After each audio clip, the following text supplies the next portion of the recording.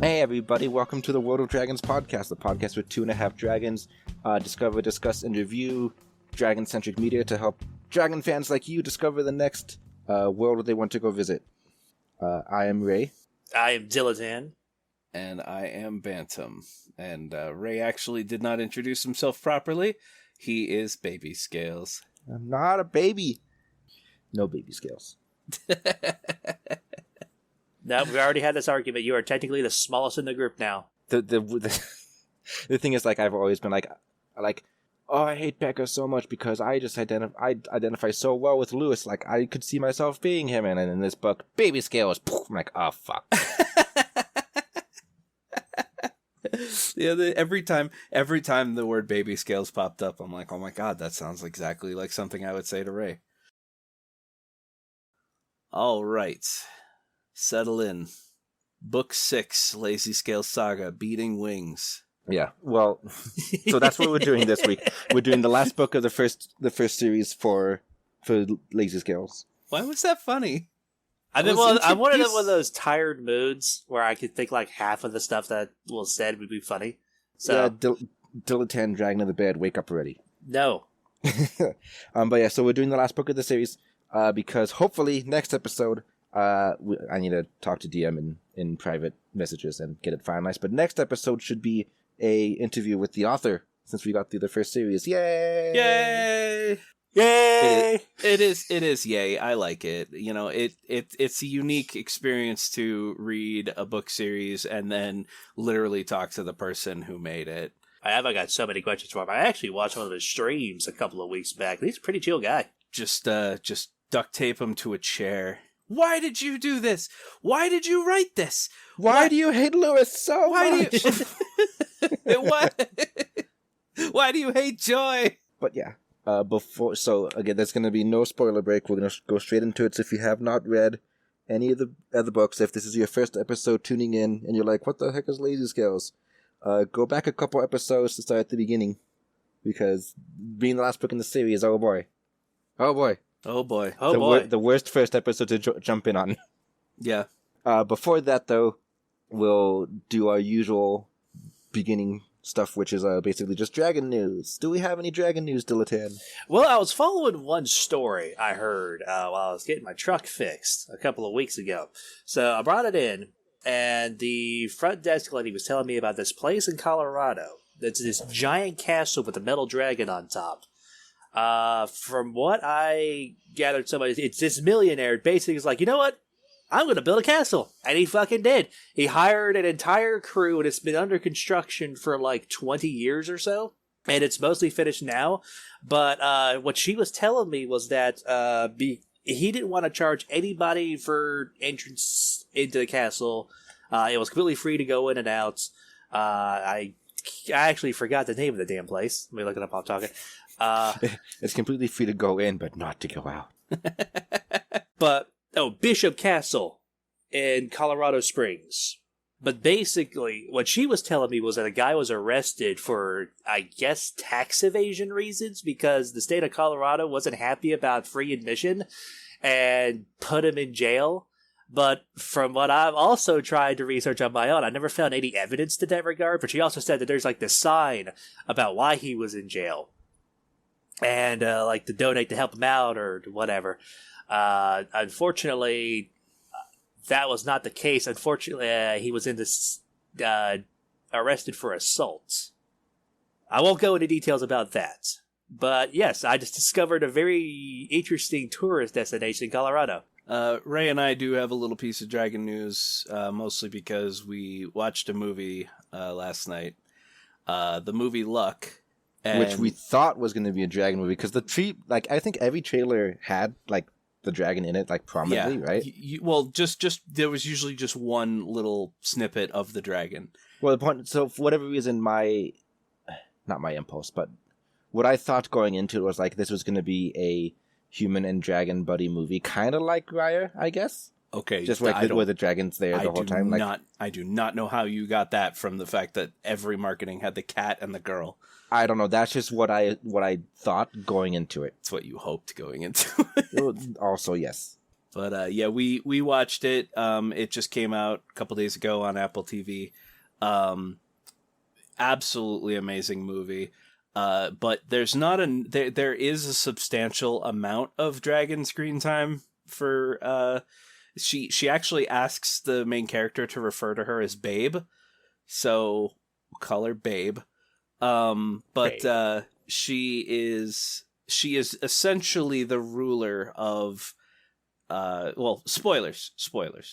No, we're not doing any spoilers. No? No, because we're not. The point is, it's not a dragon movie, so we're not going to review it. But we're not going to do like a full discussion on it. But we're going to spend like 5 minutes just basically reviewing it, saying like, "Hey, it's good enough. There's a dragon in it. Go watch it." Yeah.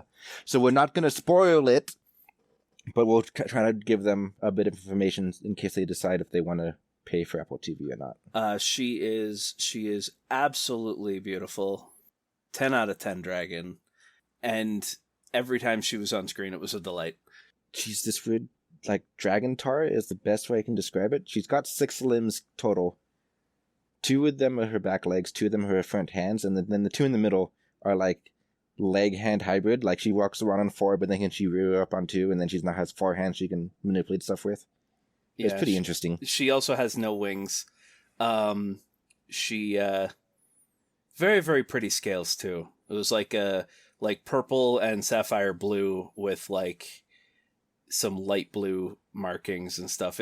She was very pretty. She had stripes, and I'm a sucker for stripes. Yeah, and she also had a very good voice actress. She sounded like, you know, kind of old and feminine, but gruff. The voice acting overall was really good. The animation was. The animation, like the movements in general, were also really good, but I felt like the mouth syncing was off a couple of times. Yeah, maybe. Like I got like there are a few times, particularly at the beginning, where I got the impression that this is a Chinese movie and they just are dubbing over it or something, because it felt like the mouths didn't match completely. But I don't know. I could just be mistaken. But it's definitely more of a cat movie than a dragon movie. Also, Bantam cried 3 times. I cried 3 times. If and this is not a spoiler, but if you've ever seen the movie Up, Luck kind of comes out swinging too. And then when there's the actual emotional point in the movie, no reaction, didn't feel anything. But then at the very end of the movie, when everything is great and everyone's happy, one of the tidy up scenes. One of the tidy up scenes, there was a absolute fucking hockey punch, just unfair. For me, I immediately had to mute my mic because I was sobbing. Like it was like a handful of comments that were kind of just like given offhanded, like, "Hey, this is basically what." It's when some of the characters are telling what they're gonna do now that the movie's over. Like, I'm gonna go do this now, and that for whatever reason that made Bantam just like, "Oh God." Yeah, I muted immediately. I was like fumbling for my thing, for my little remote on my cord, and then I hit the mute button. I'm like. Yeah. So if there's anybody like me who doesn't know, like they didn't see enough trailers in there, so the general idea is the main character girl has bad luck her whole life, like terrible, awful bad luck, like comic levels of bad luck. And she has a friend that lived in the orphanage with her who's trying to get adopted. Main character got aged out, so it's too late for her. But she doesn't want her friend to go through the same thing that she did, or like the rejection and stuff. So she's like, if I only could get some good luck to give to her, if good luck was something physical I could hold and give to her so that she could have a shot at this. And then she gets a lucky penny. That makes her like incredibly lucky. So there's a whole day of comically over the top good luck. And then she loses the penny and goes on an adventure to get the penny back. And the cat is the sidekick. And she has to go to the land of luck, like... It's a bureaucracy surrounding luck, and shenanigans happen there. Kind of like Monsters, Inc. Yeah, like Monsters, Inc. Or there's another cartoon now, Human Resources. I don't know, there's a cartoon that's coming out soonish, where it's... Whatever. Point being is they took a concept and they made a bureaucracy out of it, and that's where all the shenanigans happen. Yeah. And it's really cool. It's a really fun movie. So yeah, that's Dragon News. Maybe if this happens often enough where there's like 5% dragon in random cartoons, we'll start a new segment of like minor dragons. Here we go. But not dragon minors, because no. Bantam spends 10 minutes talking about Superbike from that episode of Fairly Odd Parents. I mean, we could. We probably could do stupid shit like that if we find like the dragon episode of SpongeBob or some. I don't know if there's a fucking dragon episode. There is. Oh my god! It's just 5 minutes. Here's a random thing with a random dragon in it. Not enough for an episode, but good enough to talk about. That could be a fun segment. We'll have to figure out a name for this segment that has like honorary a pun mention in it or something. No, it needs to have a pun in it. I want a pun. We're punned out. No, I need puns. All right. If you have a good idea for a pun name for this segment, email me to let me know. World of Dragons podcast at gmail.com. Yay! Oh, Okay. no, it's wadpodcastmail at gmail. Oh my god, you're even giving the wrong email address out. Well, listen. I'm gonna fire you. Alright. Book 6. Yeah, I was saying Beating wings. anything else to talk about before we go into the book? No. Yeah, I think we're good. I think that's it. Okay. Book 6. Alright. Book 6, Beating Wings. The end of I'm gonna call it the Lewis arc. It was such an unsatisfying end. It really was, honestly. Like, all right, so to start out, I want to be honest with both of you two and everybody listening. I've read this book before, but I only reread the first half, and that was on purpose because the second half of the book makes me so unfathomably angry, I could not force myself to do it. I actually again. skipped 2 chapters when I got to that segment because it was so on the top. I couldn't do it. I kind of did too. I skimmed for like 3 chapters. I was like, I mean, but you two doing it makes it kind of difficult to talk about. Is the point. No, not really. I got the gist of the whole thing. The thing is that pacing wise in book 6, there's the fight against a literal god, and then they come back. We call them outsiders. Outsiders. They fight against an outsider, which is a literal god. For the humans in the audience. Remember, Bantam is half face, so he would just call them a god. Yeah, and then we come back for like a little mini civil war, and it's like the civil war didn't need to happen whatsoever, or it should have happened before literally fighting a god. It's escalation. It's improper escalation. No, I get it why it happened. Like I understand you think it feels weird to go from god fight to civil war fight. I get that. But I think it was fine, and the order of events was fine. Like, it makes sense to happen this way. It's just, oh my god, I hate First Choice so much. And hear me out, it's kind of the reason I have a problem with book 5, because now you've got like 2 plots that could have been split into 2 books. You could have, like, maybe condensed the Rocktooth arc and then attached the god fight to the end to resolve the Lewis, and then have more time with, old Lewis back, and you had to deal with the First Choice stuff. Yeah, no, so I understand your point too. I just don't think there's not one set way to flowchart a story. So it's like you could have. I don't think you had to. I think it's fine the way it happened. I mean, we still run into the issue of I believe every single one of these books was too short. And so when you put 2 plots into a book, it feels like it might get a little rushy because you're doing 2 plots in a relatively short book. It did feel very condensed. Maybe if book 5 was split into 2 or if book 5 and 6 together were split into 3 books, so you had the entire Rocktooth arc, Rocktooth and the Sanctuary, the Lewis's Soul, and then the Coup as 3 separate books. You took 2 books and split into 3, right? Maybe it would have flowed better. I don't know. I don't know enough about book flow to really comment on that. I can understand your point, and you may talk now. Okay. Yeah, I was like, I'll just wait till I'm addressed because I keep getting talked over. Anyway, what do you expect? You're like half our size. Just imagine. So, because Ray mentioned how he hates First Hope so much. First choice, rather. Just imagine Governor DeSantis from Florida being turned into a dragon. Not quite as stupid as Trump. Disgusting. But essentially, First Choice is a Arkansas Republican governor that got turned into a dragon. So all the right-leaning, awful bullshit that comes with it, being turned into a dragon, who now literally can't understand what it is to be human anymore. And so even, most politicians these days, they'll have that little glimmer of, hey, maybe this is wrong. Now that's gone. Well, yeah. Was that glimmer ever there to begin with? Yeah, there's been a couple Republicans who have always voted for the better the greater good, but like First Hope is just first choice. The names in this book, I don't have a problem with the names in this book. I'm so happy that they're at least pronounceable, but holy crap, there's so many goddamn dragons now. I cannot keep I can't do it. I keep wanting to call him First Hope.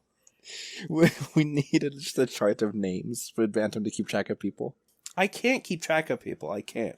Thing is, I have trouble with names in general, but like book names, it's somehow easier. I don't know. Every book I've ever started or tried to write or whatever has the main character and then maybe 3 to 5 side characters. That's it. Like 6 people total. The entire that sounds boring. That was the first book. I think that was literally the first book. It only had like 6 or 7. No, the first it was Lewis, his 4 friends, and then there was the mayor, the mayor's aide, Grace, Martha, his Lambton. parents, Lambton. The parents, the mom showed up in the book. I don't think the dad showed up in the first book. Yeah, the mom was like the beginning for whatever. Then the principal. There was Jeremy's mom. There was the principal. There was one of the other dragon slayers that worked with Lambton. Like we only saw one of them. We didn't see the whole motley crew though. But we saw the one that went up to the mountain and got like knocked the fuck out. Motley Crue's a good band. Slap. No. Back to counting characters. We're at 12 so far. I can't believe we forgot to count Last Hope, but he was there. Well, okay. For the first book, he'd be character 13. In the first book, I would not count the parents as like major characters. I mean, they're still No. I'm counting any character. Any book I've ever read, there have only ever been 6 people. I usually try. Most of my writing style comes from man versus environment or man versus struggle. It's not man versus, but like I don't like writing dialogue because it always seems ham-fisted to me. Dialogue is my favorite part. I don't like writing dialogue. I like writing descriptors and describing, like the scene or how a character's feeling, internal monologues. I do dialogue, but I don't. All right, so you and I are such opposites. 'Cause, like my favorite part of books is when there's multiple characters interacting with each other and just how they just clash. Okay, it's like so this is not a critique on Lazy Scales. This is a critique on books in general. When I open a page and it is nothing but dialogue, but like a character will say like 4 or 5 words, and then there will be like a said blah blah blah, and then line break, and then but said blah blah blah, line break. It just seems like padding to me, because you have a whole page where essentially 4 lines get said back and forth, but because you're supposed to line break and start a new paragraph every time someone talks, it's like 3 or 4 lines are indented and then they don't go to the end of the page. I like, nice blocky paragraphs where it's like, you can have dialogue every once in a while, but I don't like writing 20 pages of 3 characters talking back and forth at each other. This just in Bantam likes wall of text. I do like wall of text. I mean, you obviously line break and use proper punctuation, but I like big beefy paragraphs where you're like, yeah. He likes them thick. I like them thick.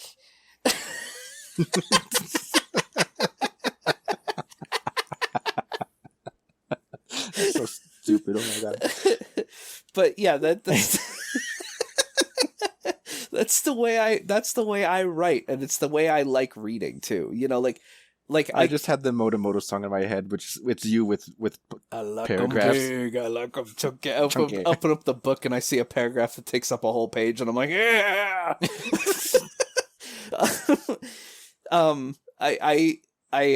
We were talking to a friend. So if he listens to this, he'll know who he is. We were talking to a friend last night, and I mentioned something about books. And I said, hey, do you know my thoughts on books? He goes, yes, I know the lore of your show. So, more lore of the show. I've mentioned this book a couple times. There is a compilation of short stories that take place in the Warhammer 40k universe. And because we call that an anthology. Because Space Marines are usually very serious and gruff and don't like talking at great length. There is so little dialogue. When another Space Marine comes across another one and talks to him, he's just like, "Follow me," and he's like, "Yes." And that's it. And then they go off and they go kill a bunch of stuff. And he's like, "Good work. We cleared the enemy." It's like there's so little talking and just a whole lot of just internal monologues, and just it's so good. Dilettante, how do you like your paragraphs? Thick and chunky or lithe and seductive? I will take him live and seductive.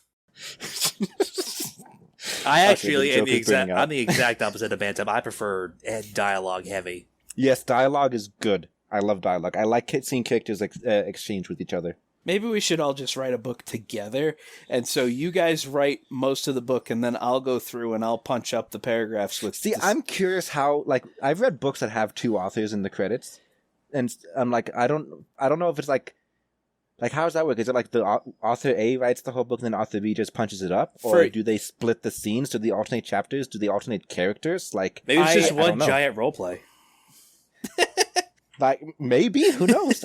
How do you do multi-author books? Usually it's one person has the story, but doesn't know how to get from point A to point B, or you know, like the bridging the gaps, and the other author's job is to bridge the gaps while also punching up the dialogue or the descriptors.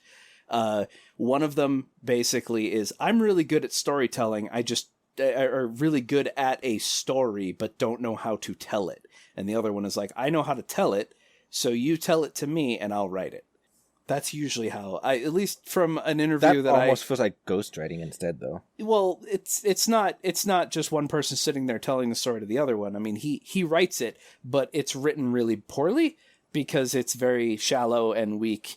And then the other one comes in and goes, okay, what if this character says this? So that's just very heavy editing then. At that very heavy editing. I usually feel like person A does the rough draft and then person B makes it actually legible. Yeah, I usually feel like with two author books, one of them does 33% of the work and the other one does the other 67%. Maybe. The thing is, like, a lot of books that had, like, one of my favorite books, The Black Griffin, Mercedes Lackey and Larry Dixon, two authors.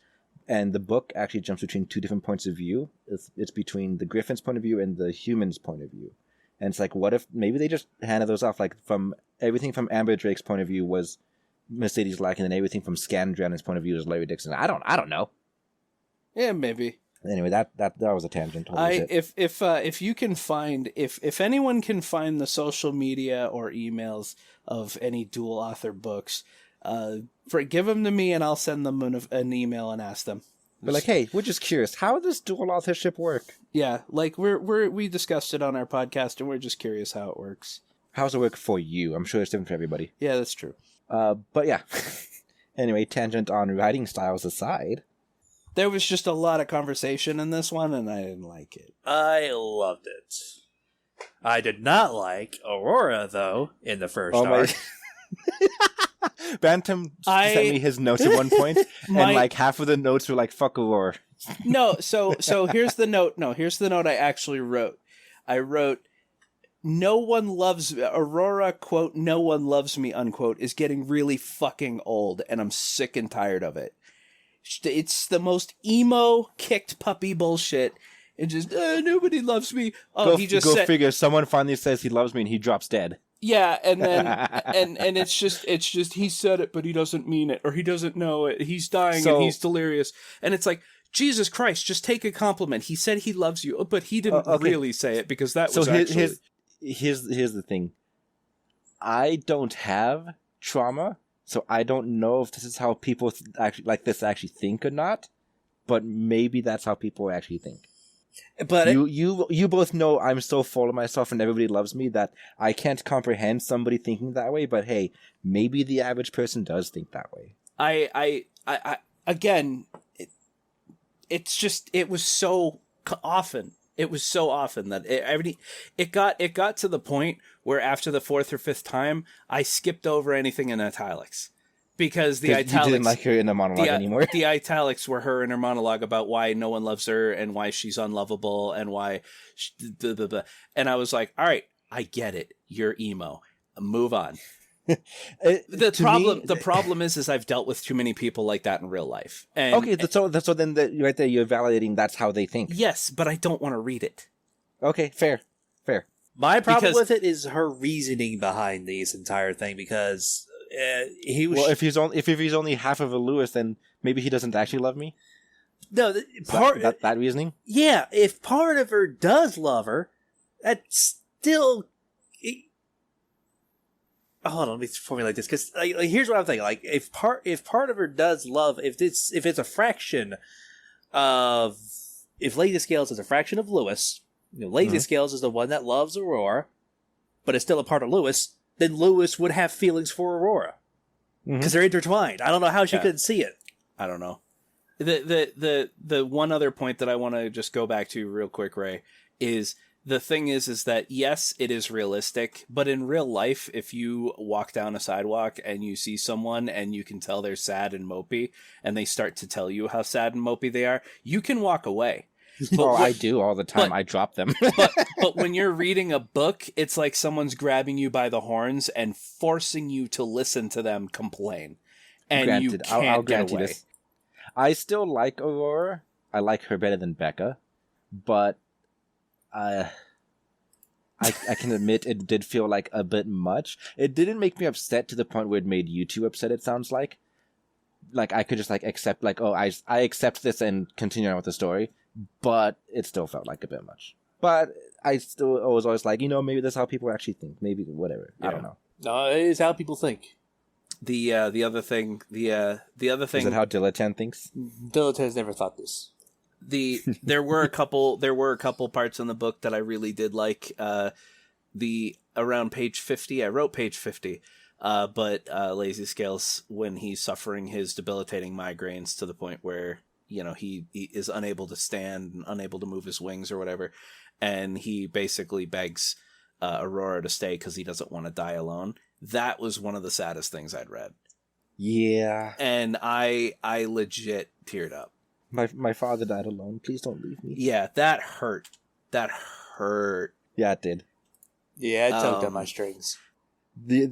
The entire Lewis dying bit, both then with the bad headaches before Aurora ran off, and then later on in the Fairy Grove when he was actually dying. It's like, dude, I don't like this. Yeah, this is creepy, and I don't like it. The other thing was that I sympathized a lot with him because if I haven't mentioned it on the show before, I don't know what genetic lottery I lost to have this, but my mother gave me chronic migraines. It's just something that I get.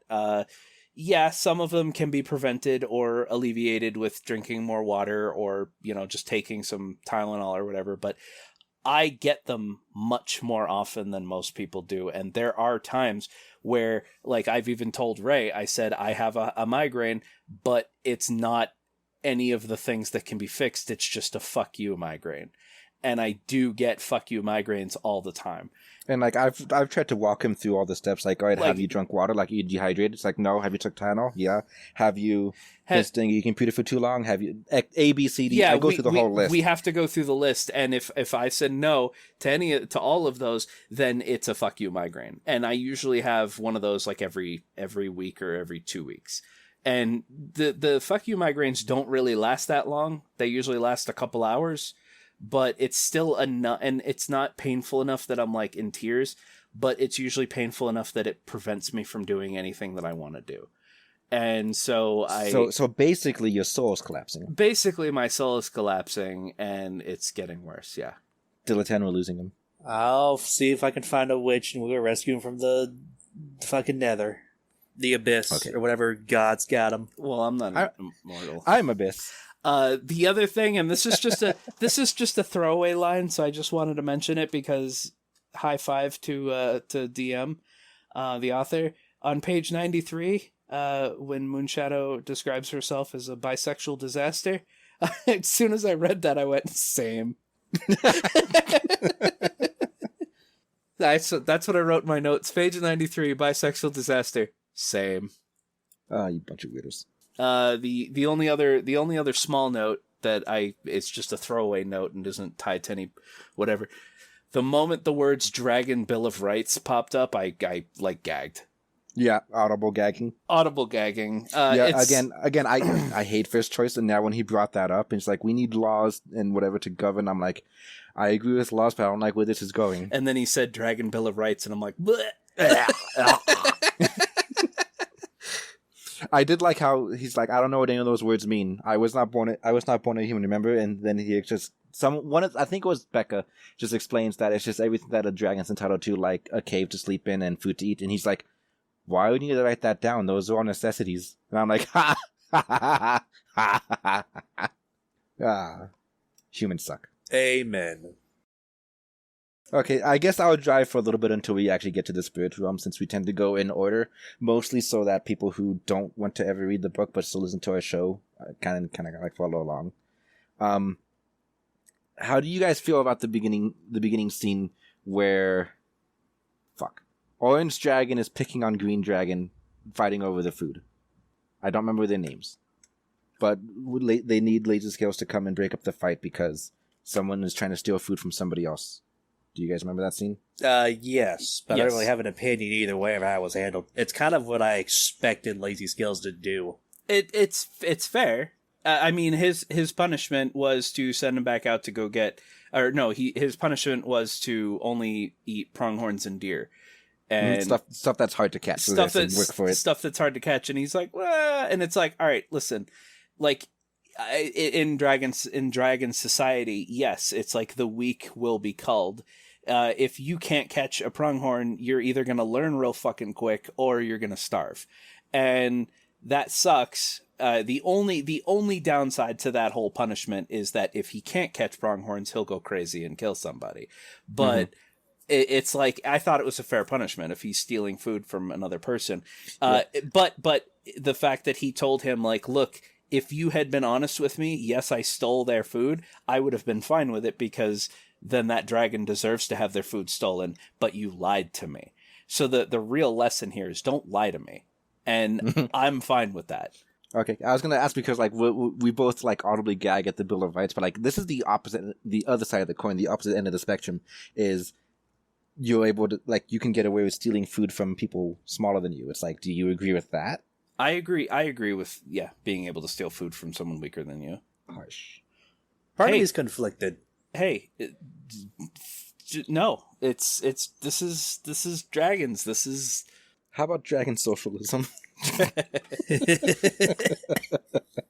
we live in a society. The thing is that First Choice's idealized version of his rule felt a lot like the lava dome, with just like a hive. Like they had a larder. They had like, even though there was no food in it, they were like stockpiling food. It's like, if you were a better leader or more sympathetic or empathetic leader, that might have worked. If you weren't Republican. but you're an asshole, so it's not going to work. Thing is that I feel like in a perfect world, if First Choice and Lazy Scales got along, then they could co-lead and it would be perfect. I was going to say, what would your perfect dragon governing system be? It would be to not govern. I'm not a leader. Not like what would you do if you were a leader, but like in your idealized world that has humans and has dragons, how do the dragons govern themselves? Like, what is their governing structure like? What are their rules and how do they work? I fly off. Well, see, the thing is that if I were in that world as a dragon, I wouldn't be anywhere near anyone else. I would just immediately leave, go find my own place, and just, it's my territory. It would be like borderline feral. Okay, so your idealized dragon governing system is none. I just go live off in a cave by myself forever. Yeah, no, I don't like structure. Fuck society. I fucking hate society. I would love. Again, this has nothing to do with dragons, but the movie / book Ready Player One. I love the idea of being trapped in a cube, stuck in virtual reality, and having food delivered to me and never having to leave my house. I love it. I want it. Bring it. How about you, Dilettante? What would your ideal dragon governing system be? The only really governing system I like is what Star Trek does, and I don't know if I can apply that to dragons. Or just Star Trek, too, because I don't watch that garbage show. First off, what this amazing show does is the way the Federation works, and like even the Union in the Orville, is you work to better yourself and the society as a whole. There's no form of They got rid of money, right? They got rid of money, like economic class systems. Basically, there is no form of currency whatsoever. Hold on. If there's no currency, then what did the Ferengi do? See, the Ferengi do have currency. Like they're still like space capitalism. Because I know that they addressed it in the show Orville too, where basically once you've gotten to a point in society where the concept of once you get fabricators and you can like whatever you want, you can just fabricate. You don't need to worry about food. You don't need to worry about possessions. What's the point of exchange at that point? Well, exactly. then it becomes all about your standing in society.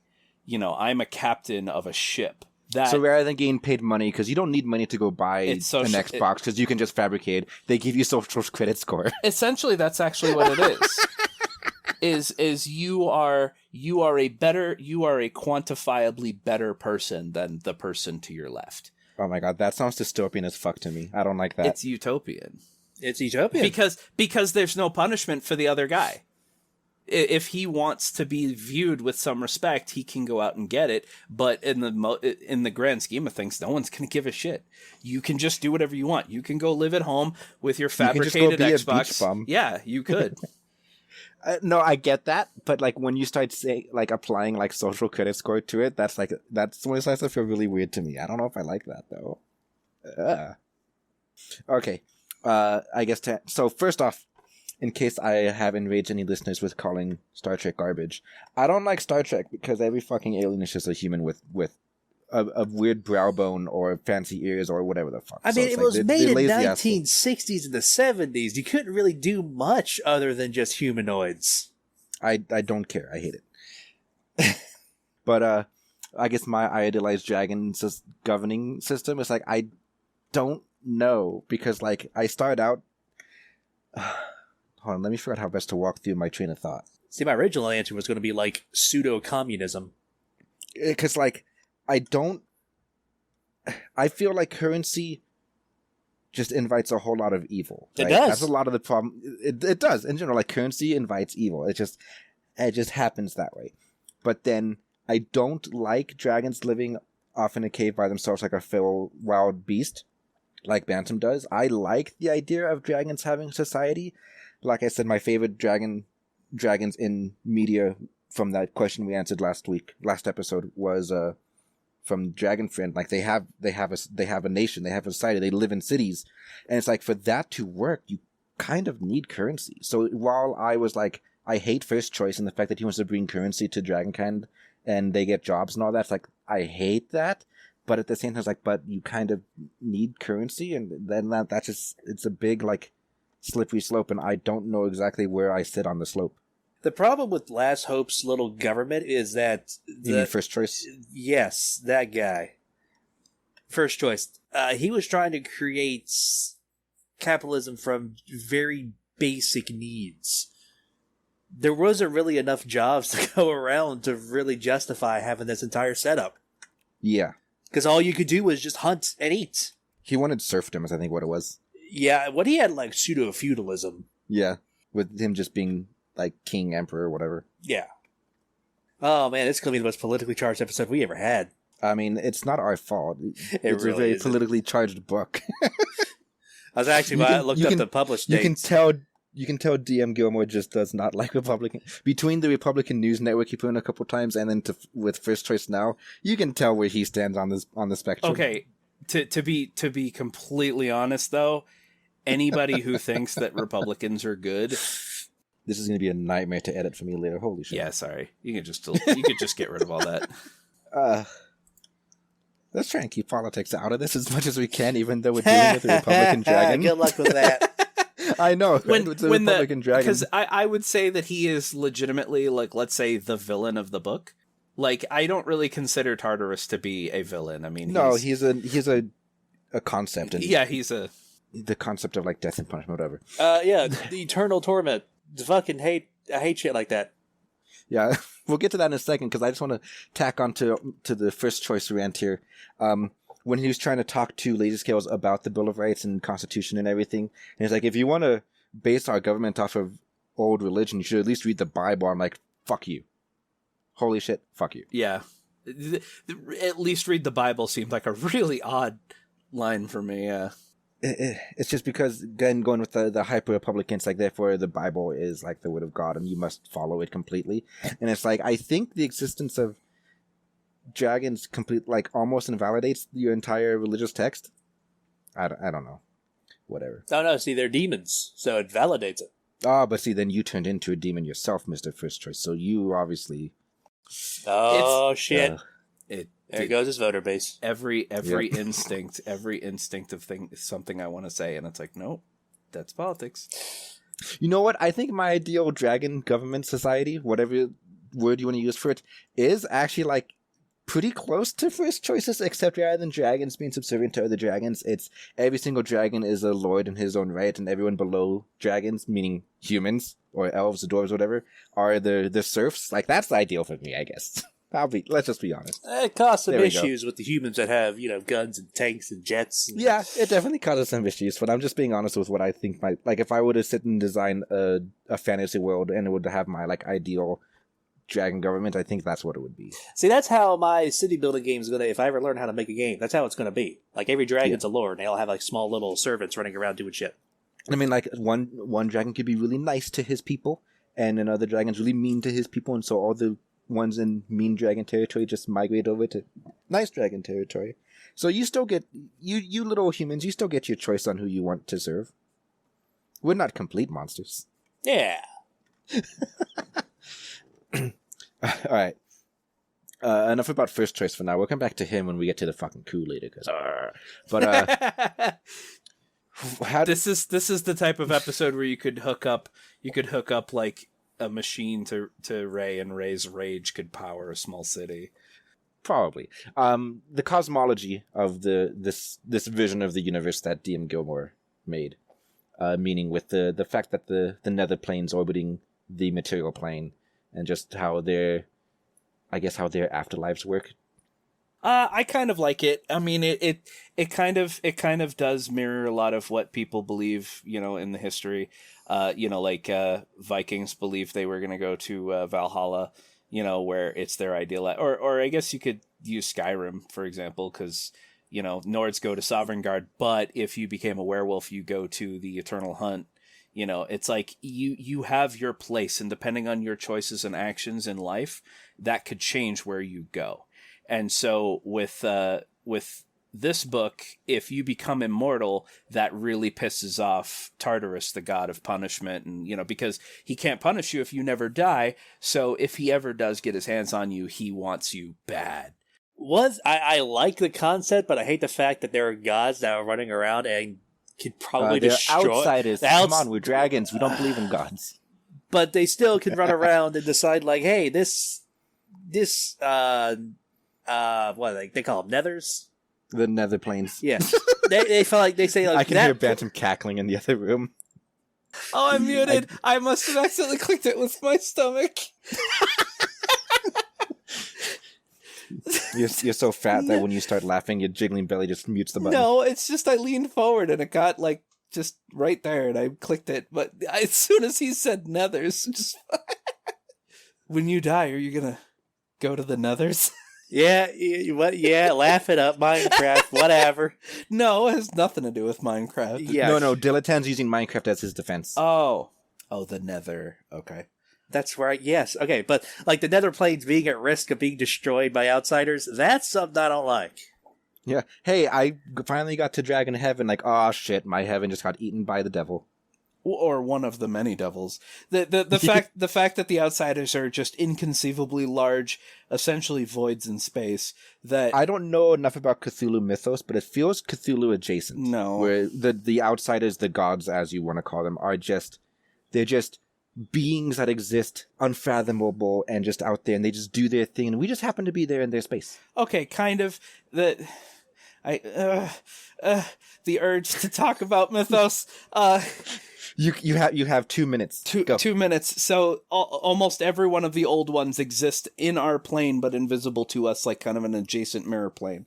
And Cthulhu sleeps under the sea in a city called Relay. It's his prison that people, bound him to. And if he's ever awakened, he'll take control of the planet and basically enslave everyone with madness. Done. Oh, that wasn't 2 minutes. Yeah, but the point being the quote gods are just unfathomably powerful, and you can barely know they exist, and they're just there out in the abyss doing their own thing. We need to just make sure not to draw attention to ourselves. Yeah, essentially the best way that anyone's ever described Cthulhu mythos, which could also work here, is that we are ants to them. They do notice us every once in a while, but it's only when we do something strange that or invade their house that they take notice and smite us. And it's like, for the most part, What happens when you find the god that wants to pee on the anthill, though? That happens. That happens. And it's like, there's nothing you can do about it because you are insignificant, small, and useless to them. And maybe for fun, but the thing is there's millions and millions of anthills, and he just peed on that one because it was fun for a minute, and then he went, let's see what else there is to do. Okay, in this analogy, just so I can understand it better, is an anthill a world like Earth, or is an anthill just a city? Probably a world. Okay, so fuck Earth number 27, but at least we're safe over here. It's gods can be capricious. They're not beholden to anyone, so they can kind of do whatever they want without any repercussions. They're just like, I'm bored. I'm gonna kill this whole fucking planet. And anyway, Dileton, if you don't like the dealing with all the outer gods and stuff like this, book 7 has to do with a pretty important old god.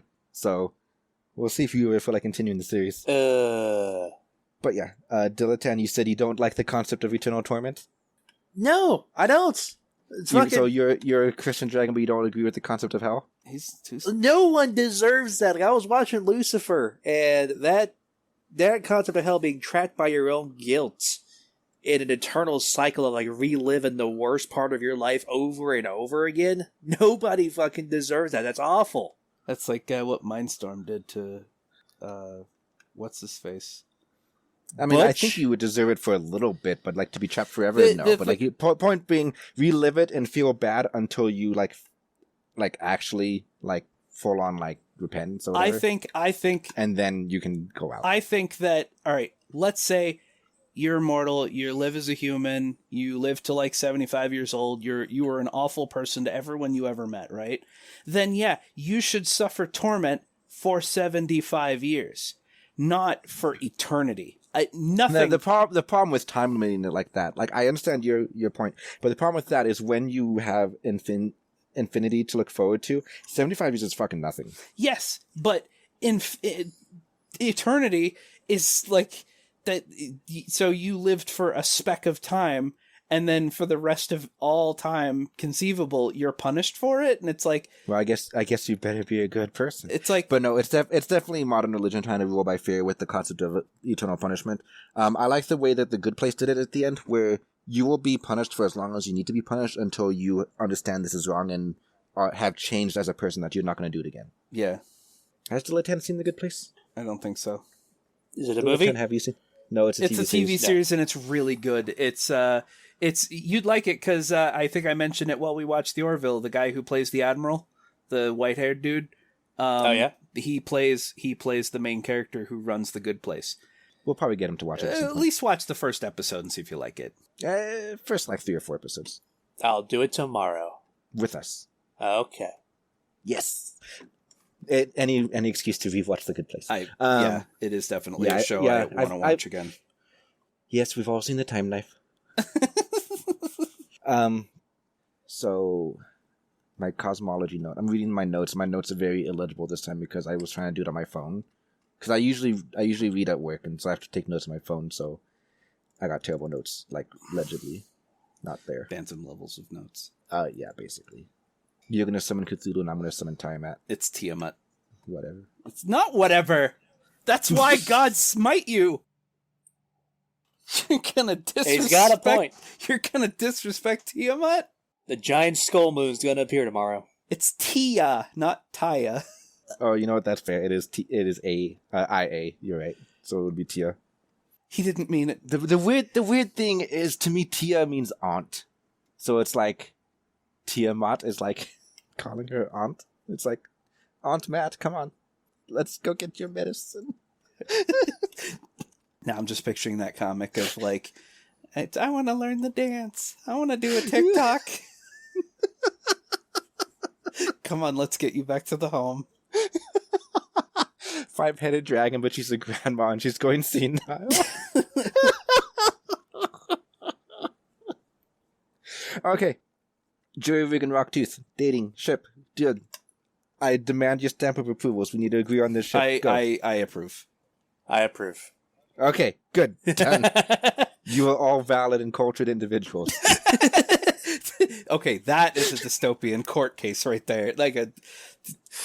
He just drags someone into court. Quick, Rocktooth and jury rig. Valid? You're like, yes, Your Honor, valid. Stamped. You may go.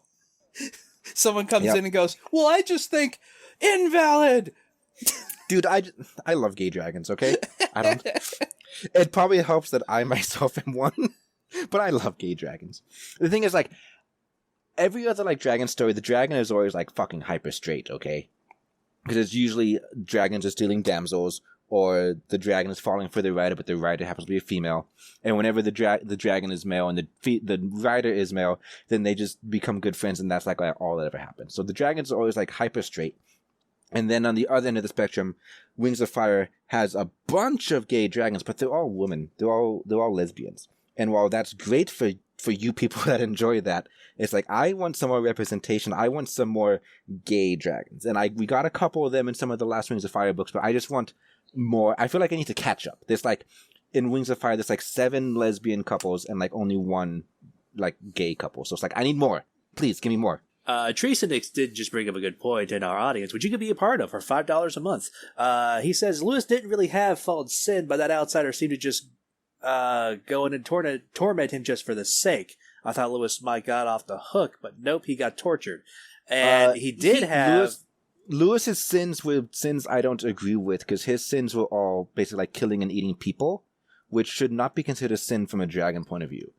The weird loophole that I think might be is the fact that if he was there as a dragon soul, he would not have been tortured. But unfortunately, this was the human bit ripped out. And from the human point of view, that would be a sin. Even if the dragon made him do it, it's a really weird loophole that it still kind of sucks. But yeah. I think the guilt of Lewis, the human, having killed other people would attract Tartarus, I would imagine. Probably, but it's still weird. I don't agree with Lewis being tortured. I can see the loophole, but I don't like it. Because I believe dragons should be able to eat people. Of course, you would argue that. At least in this, maybe Bantam. At least in this world, this setting, dragons should be allowed to eat people, just because that's the way that they were like culturally built up for like thousands and thousands and thousands of years. And as a people, have not really agreed / shifted away from that, so it should not be considered a sin yet. Yeah, I'm going to clap twice really loud.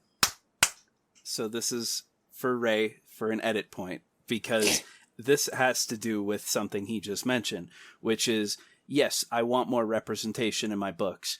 And, you know, like I saw a joke picture. Okay, we're gonna go on a romance novel tangent.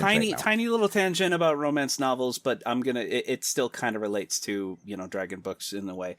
There was a book by an author named Opal Rain called A Soul to Keep, part of the Duskwalker Brides series. And the foreword in the book, you know how when authors thank people or, you know, whatever, it says, quote, "To all the monster fuckers out there, this book is for you. Don't pretend you've never wanted to be railed by some human-eating dark entity that has a skull for a face.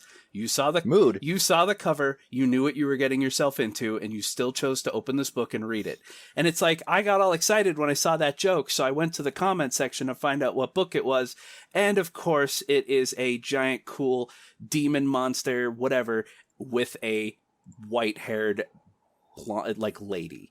And it's like, why can't it? Why is everything a beast and a fair maiden? Why can't it be? I'm gonna steal your talking stick, because I'm gonna rant about this for a bit too now. Because I have gone on a very small crusade. I didn't spend a whole lot of time looking, because I just got daunted so goddamn hard that I gave up. But I went looking into the monster erotica, fiction section of like Kindle and whatever to look for books like that, right? And I found a lot that had to do with like aliens, like cat aliens or whatever. And there were a couple that had to do with there's a lot for vampires and werewolves. It was amazing. But I consider those shifters, and so they don't count because it's basically just a human story with just like, oh, by the way, they're a werewolf, right? Whatever. Thanks, Twilight. But then there were like 12 books with a naga, like serpent lower body, which is like, oh, perfect, right? Then there's a good hefty chunk of dragon. Granted, most of them are dragon shifters also. But then there's also several that involve just like weird little monster creatures like this one, the Skullhead. But like 98% of them are straight. And it's just like, again, that's great for you. And I think in general, women read more erotica than men do, I think, in general. And so it makes sense that the woman would be the main character then, because you're kind of writing for a female audience. But just, I want a gay one, please. I remember a lot of my female friends back in high school loved reading about gay men. It was like for guys and lesbians. Like the exact opposite does apply. It can work. And that's like, it's an unfortunate thing about our society. It's like, straight guys think lesbian porn is hot, but gay sex is disgusting, but they don't even acknowledge the fact that women might like gay romance.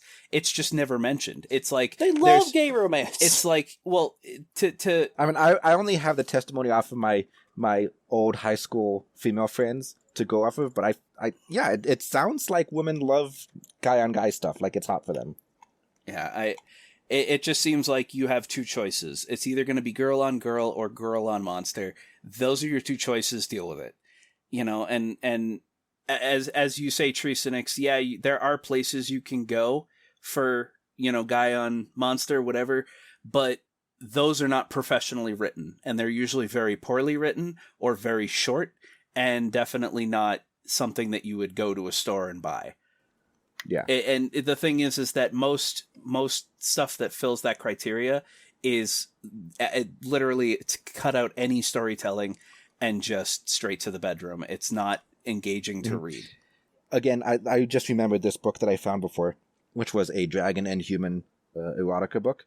And this is like the one time where it's not a dragon shifter. He has a bipedal form, but he's still a dragon, right? He never turns to full-on human.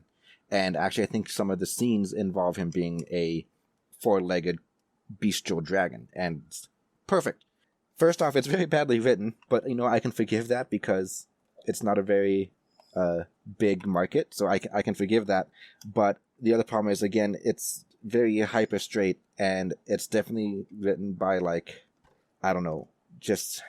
They made the dragon, like, very like low intelligence and extremely simpy, and then this woman is supposed to be like, again, a very badly written like Xena, I can do whatever, I'm powerful, and it's like it just felt awful. Yeah, I mean, I can't think of examples, but there have been books that I've heard of where a dragon, because it understands, like in most fantasy, dragons are compatible with like anything. I mean, D&D established that dragons are compatible with any species. That just like humans are. Yeah, that dragons don't really care. That it's not the body they're attracted to, it's the personality and the soul. The latest book I've been scouting out, which I might get you guys to read for the show at some point, actually has dragons as pansexual, 100%. Yeah, and that's good, because they are ostensibly magical creatures, and they'll make it work. Any hole's a goal, so.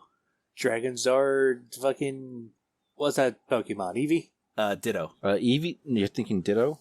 No, not Ditto. Eevee can evolve into like 12 different things depending on its conditions upon evolution. No, he's talking about like when you breed Pokemon, there's a couple Pokemon that are completely universal. And as far as I know, it's only Ditto. Ditto does not have a gender. Several Pokemon don't have genders. Wait, no, you're right about Ditto. No, I was thinking about the Vaporeon copy pasta. Oh, no. Oh, did you know that in terms of biological compatibility, the Vaporeon is the closest to humans? No, it's the most compatible with humans. Well, whatever. I don't have it memorized. Whatever. Okay. Anyway, erotica, tangent, finished. Yes. Shove that to the side. Back into the box. All right. You should Back to the book on hand. You should no, hold Mr. on. Gilmore, Mr. Gilmore, you need to write a gay dragon romance for me. Right, you need to leave you saying back in the box in. You need to cut out what you're going to cut out, but leave put that back into the box, because that will encourage people to listen live. Yeah, if you become a $5 patron and listen live, you can hear you can look inside the box and make your sanity roll for madness. You can listen to the unedited podcast. Sellouts. All right. Hey, you got to do it. At least we're not talking about Raid Shadow Legends or fucking NordVPN. Raid Shadow Legends is a decent game that has way too many chores to do, and so it takes up too much of your time. It doesn't respect your time. Yeah. Now, NordVPN, however...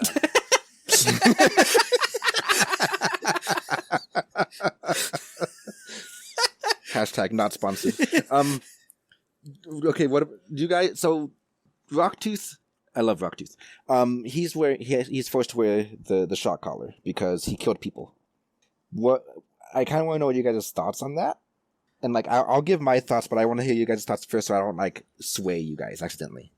I think like do you think dragons should be punished for killing humans, and you think his punishment is adequate? How long did he have to wear the shock collar for? It sounds like it's supposed to be forever. Oh, then that's not fair.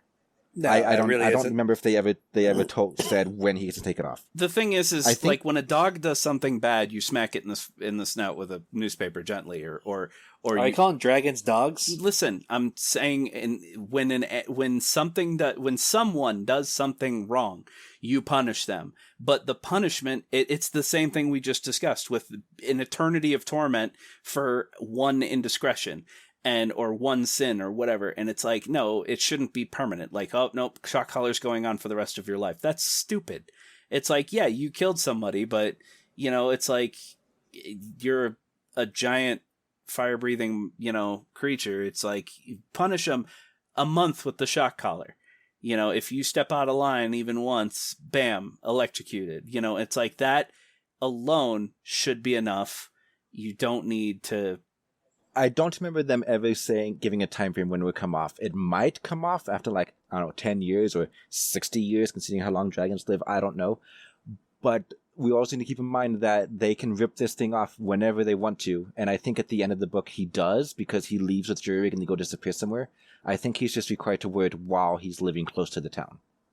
Oh, in that case, then I'd say it's fine for a punishment because you don't have to live there. If you're going to live within close proximity to humans and you've already killed humans, then maybe precautions need to be taken.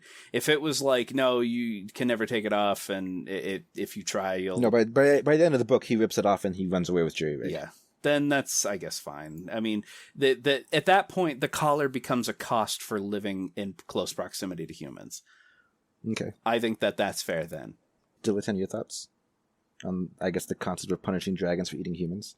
Well, for that circumstance, it was something that could have been completely prevented, because it was his own hubris. It was his own hubris, and his manager also overstepped and decided. Well, she was in charge of feeding him, wasn't she? So it's fucking what's her face's fault.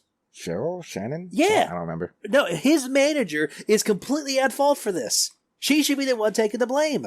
And go into jail. I don't think she knew how dangerous it was for dragons to not eat. Lazy Scales did explain that. Did he? Well, explained it to Rocktooth, not the but manager. not to the manager. Bottom line, someone fucked up, but it wasn't Rocktooth. Several people fucked up. Several Rocktooth included. Several people did fuck up, but Rocktooth was the only one that got punished. That shit doesn't fly with me. So, you know what? I retract my statement from the last episode. She is not the greatest manager ever. 0 out of 10. Fire her. I don't think she knew any better. She didn't know better. But yeah. My thoughts, I don't like it. It's so weird. I have two schools of thought here, and I'm having a really hard time getting them to play nice with each other. Thought one is that dragons shouldn't be punished for eating humans, at least in this setting, because 100%, as the way the world has been built, humans are just beneath them on the food chain. It happens, and just kind of deal with it, right? Superior, humans don't get punished for eating cows, right? Oh, but cows can't talk and they don't have feelings. Whatever. Shut up. But then, the other school of thought is, from the human point of view, it's nah, if there's a man-eating monster living nearby, you're gonna take steps to like ensure your safety. It's like, I get that, but like then that Yeah. I don't like Rocktooth being punished, but I can understand why, but I don't like it. I don't think that defense would fly in a court of human law.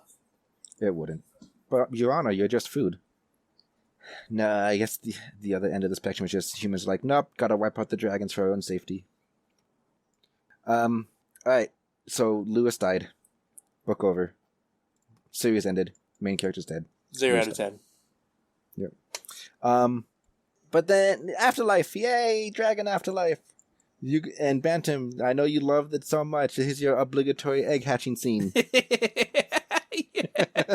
Every dragon book needs one. So yeah, every fucking oh my god. And yeah, I do have, like I said, the rest of my notes are all just making fun of Ray. On page 129 when he wakes up and he's like, "But I'm a baby." And baby is in italics. I was like, "Oh my god, it's Ray." And then on page 195, quote, "I'm not adorable, I'm ferocious and fearsome." And I went, "Yeah, that's also Ray." And the fact that they kept referring to Lazy Scales as baby scales. And I was like, I didn't realize I needed that in my life. So, baby Lazy Scales Lewis, whatever. I guess we'll call him Lewis because this is the Lewis half of... No, that was still the Lazy Scales half of the soul. Never mind. So, baby Lazy Scales is the most adorable thing ever. And my favorite part about this little... I'm going to call it a mini arc, I guess. Dad Hope. Last Hope as a dad. One thing I did like, though, is that Lazy Scales acted a lot more like Lewis as a baby than actual Lazy Scales, calling his parents nerds. It's because his soul was starting to heal, and I guess maybe proximity to the other half of his soul was kind of causing some things to bleed over. Because in that section, he did say he doesn't know where that feeling came from, but for some reason, calling them nerds felt right. Like, it felt proper, even though he doesn't really understand what that means. But yeah, I get your point. But dad as a Last Hope. Last Hope as a dad is what I wanted the series to do from like book 4 onward, rather than having Last Hope be like, nope, I'm surprisingly evil. Ha ha ha. I'm going to throw all my character development out the window and eat the soul and then just fucking die. Dead. Right? Instead of that, I wanted him to continue to hang around Lewis to help guide him into the governing of the dragons as more of them come, and basically literally become Dad Last Hope. It's like, even after at the end of book 4, when they're going to the afterlife and they're talking to all the other dragons and they're like, all right, Lewis, you must go back to the world of the living. It's like, I would have loved if at the same time they're like, you know what, Last Hope, go with him. He still needs your guidance. And then so now Last Hope is back and he's got a physical body again. And he's like 200 years younger or whatever. And he can just be Last Hope, Dad Last Hope. And have a much better chance of redeeming himself than what book 4 did. Yeah, book 4 was such a hand wave of his character arc. It's like, hey, like, in like book 2 or something, he was starting to get close to Lewis, starting to talk to him, starting to understand him. It's like, hey, I guess I'm technically your father because I forced this upon you, so let's talk about your feelings, and then I'm going to teach you how to fly, and I'm not going to eat your memories ever again because I've experienced that myself and I've seen how terrible this is and how horrifying.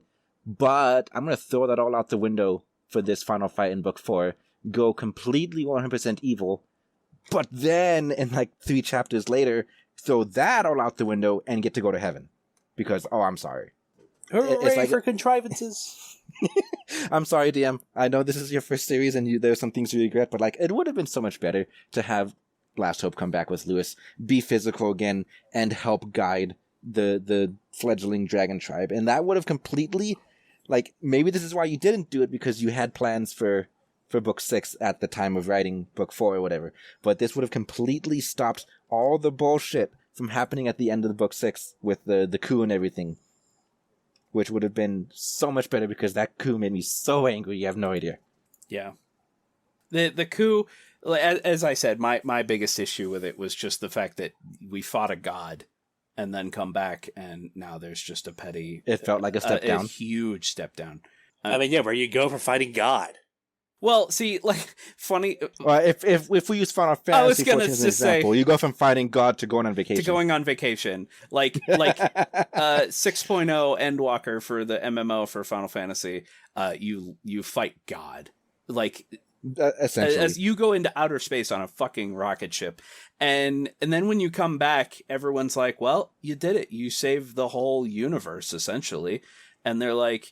They even disband the adventuring groups. Like, all right, I guess we're just all going to go do our own thing now. They're like, we're not needed anymore. We're going to let the local governments handle their own shit from now on. And all the main characters that you've been playing this game with for years are all gathered around together, and they're all deciding what they're going to do. And they're like, I'm going to do what the fuck I want because I'm tired.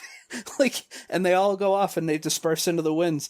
And you literally are no longer the fabled hero. You're just some guy on vacation. It's like, you deserve it. You want to go exploring and treasure hunting and whatever. And it's like, that is good. So using book 6, what I would say would have been a good thing was you fight God, and then it's a couple chapters of undoing the damage that First Choice would have done. And by not fighting, just like deal with First Choice before you go to fight God. And then when you come back, you pick up the broken pieces, put everything back together, and then take a deep breath and relax and guide your people. You know, it would have been like, okay, we did it. So you wanted to rearrange the order of events to have the God fight at the end of the book, and then you come back for 2 chapters of wind down, and then series over. I don't agree with we just defeated an insurmountable foe to now having to deal with essentially another insurmountable foe. It's giant dragon army versus dragon army, and it's like, come on, can we have like a breather? Again, so I'm gonna start writing my book. Like, I'm gonna do it. I keep telling myself I'm gonna do it, but I'm gonna do it. But in preparation for that. I get tongue-tied so easily. In preparation for that, I've read some other books on writing theory, I'm going to call it. Like, these are the steps to writing, this is how a story is structured, and these are the main beats that you want to try to touch on, and whatever, right?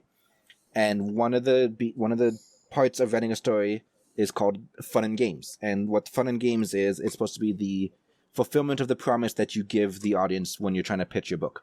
And it's usually between the major villain points. We'll just say, like, I need to think of a good example. It'd be like starting with Laser Scales Book 1. The premise of the book is someone gets turned into a dragon, has to deal with the fallout from that. Right? So you would open the book, you would show this is what his life is before this happens. Then here's the event that caused him to turn into a dragon. This is him dealing with it. Then you have a big section of, quote, fun and games, which is him doing dragon stuff. Because when the reader picks up the book being like, person turned into a dragon, that sounds like fun. That means I'm going to get to see him learn to fly, learn to breathe fire, learn to hunt. Maybe there's some magic, maybe there's some whatever. Before you get to the bad guys come back, in this case would be the Dragon Slayers. So I just feel like a lot of these books, the fun and games section is either not there or very, very tiny.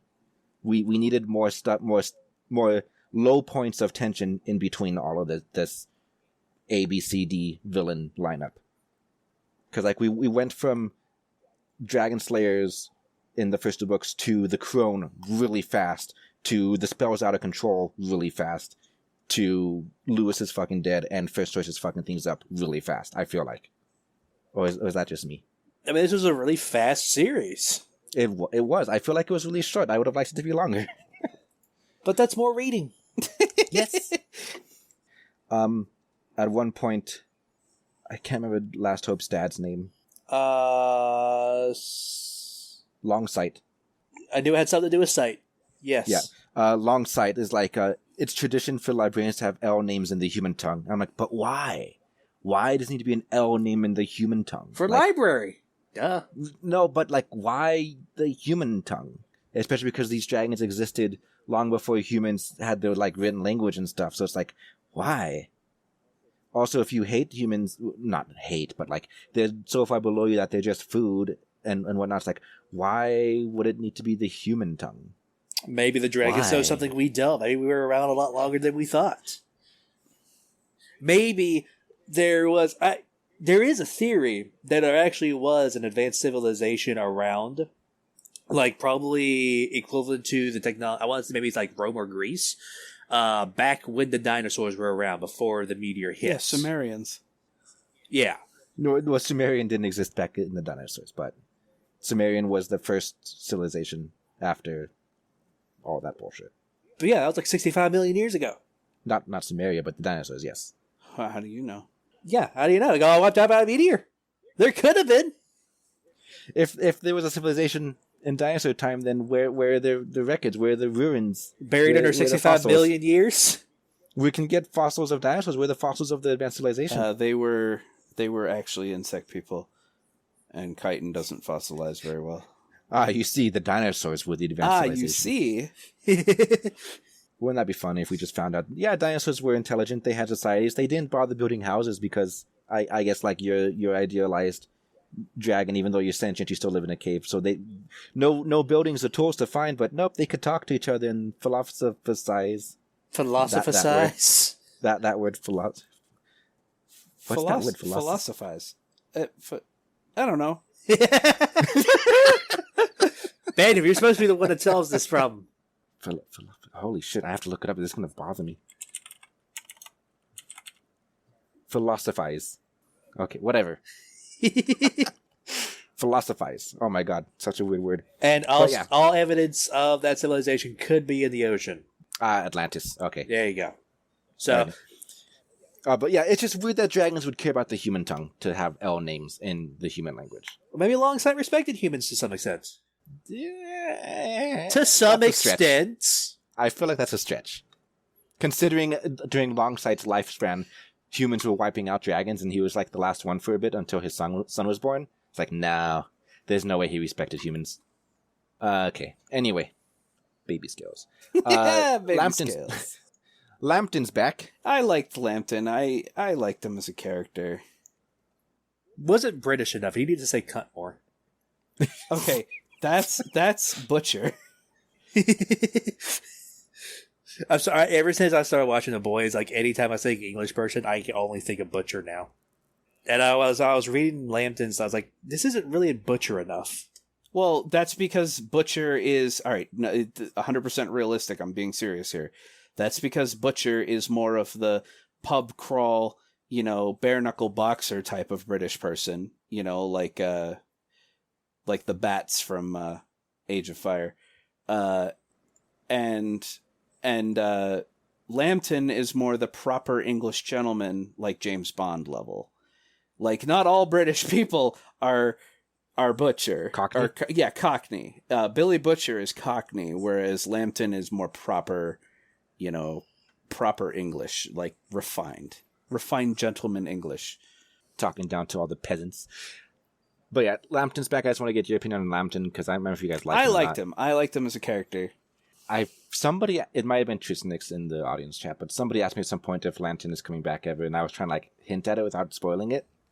We're like, well, this is the last. I don't remember how I worded it, but yeah, he comes back for a little bit. I do like how they summon spirits and stuff. Like the crone has the femur from Last Hope, and with runes carved in it, and so that way she can directly contact him or summon him or whatever. But for Lambton, all she had was a knuckle bone, and he's like, "That's all you could save." And she's like, "Hey, I did the best I could." And he goes, "Okay, well, make sure you bury it when you're done." But the other thing that made me really laugh was when she ended the spell for Last Hope, she snapped the femur in half. And so I'm assuming that's a critical spell component for ending the summoning or whatever. So she had to snap it in half and break it. And it's like, what are you going to do with a knuckle bone? It's like watching someone try to open an acorn with just their fingers.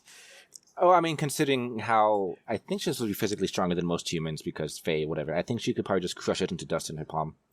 I can do that. Yeah.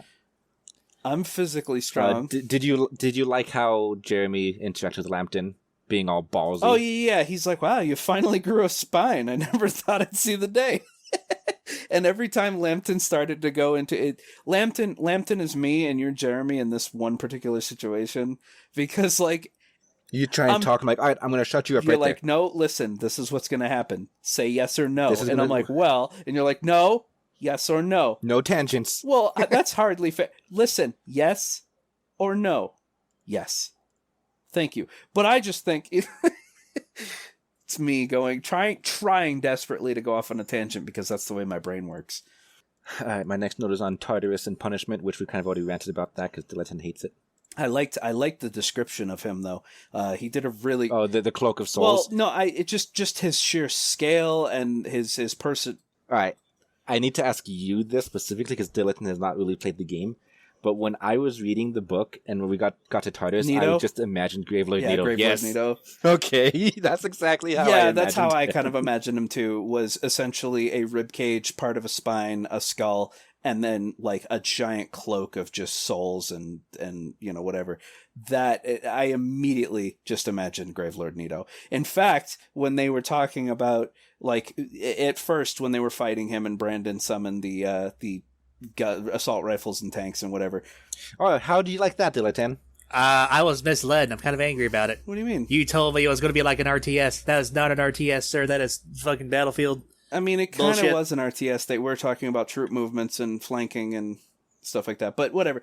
But the whole battle, the fact that he was fighting back with arrows and he had his own undead army, and all I could picture was 3 or 4 people in a giant room with Gravelord Nito.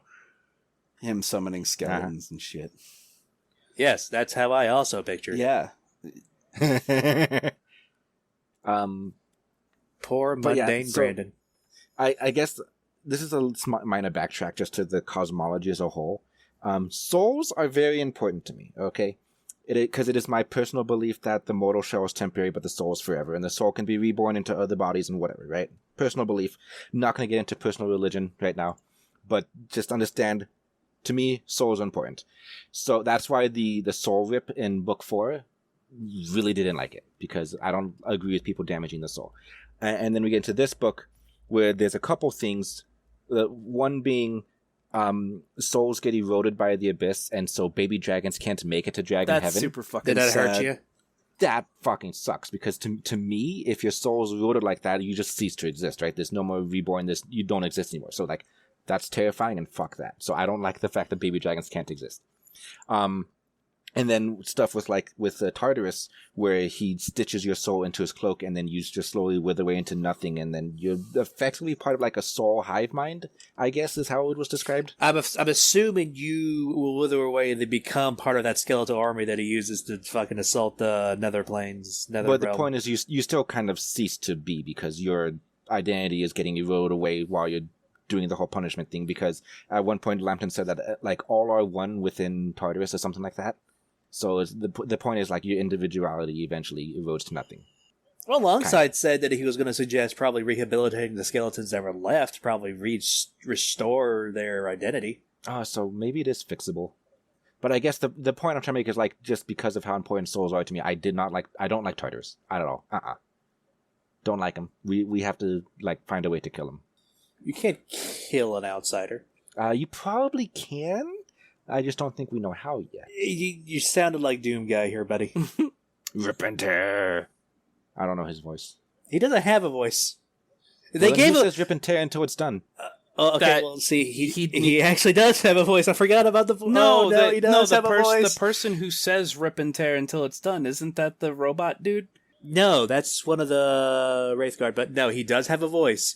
It's completely ridiculous. We don't talk about the voice. We don't acknowledge the voice. You know what? It would be. I've played one Doom game for 1 hour, so I don't know anything about Doom. But I would love if, like, the first, like, let's pretend there are 10 games. I don't know how many games there are. Let's pretend there's 10 games.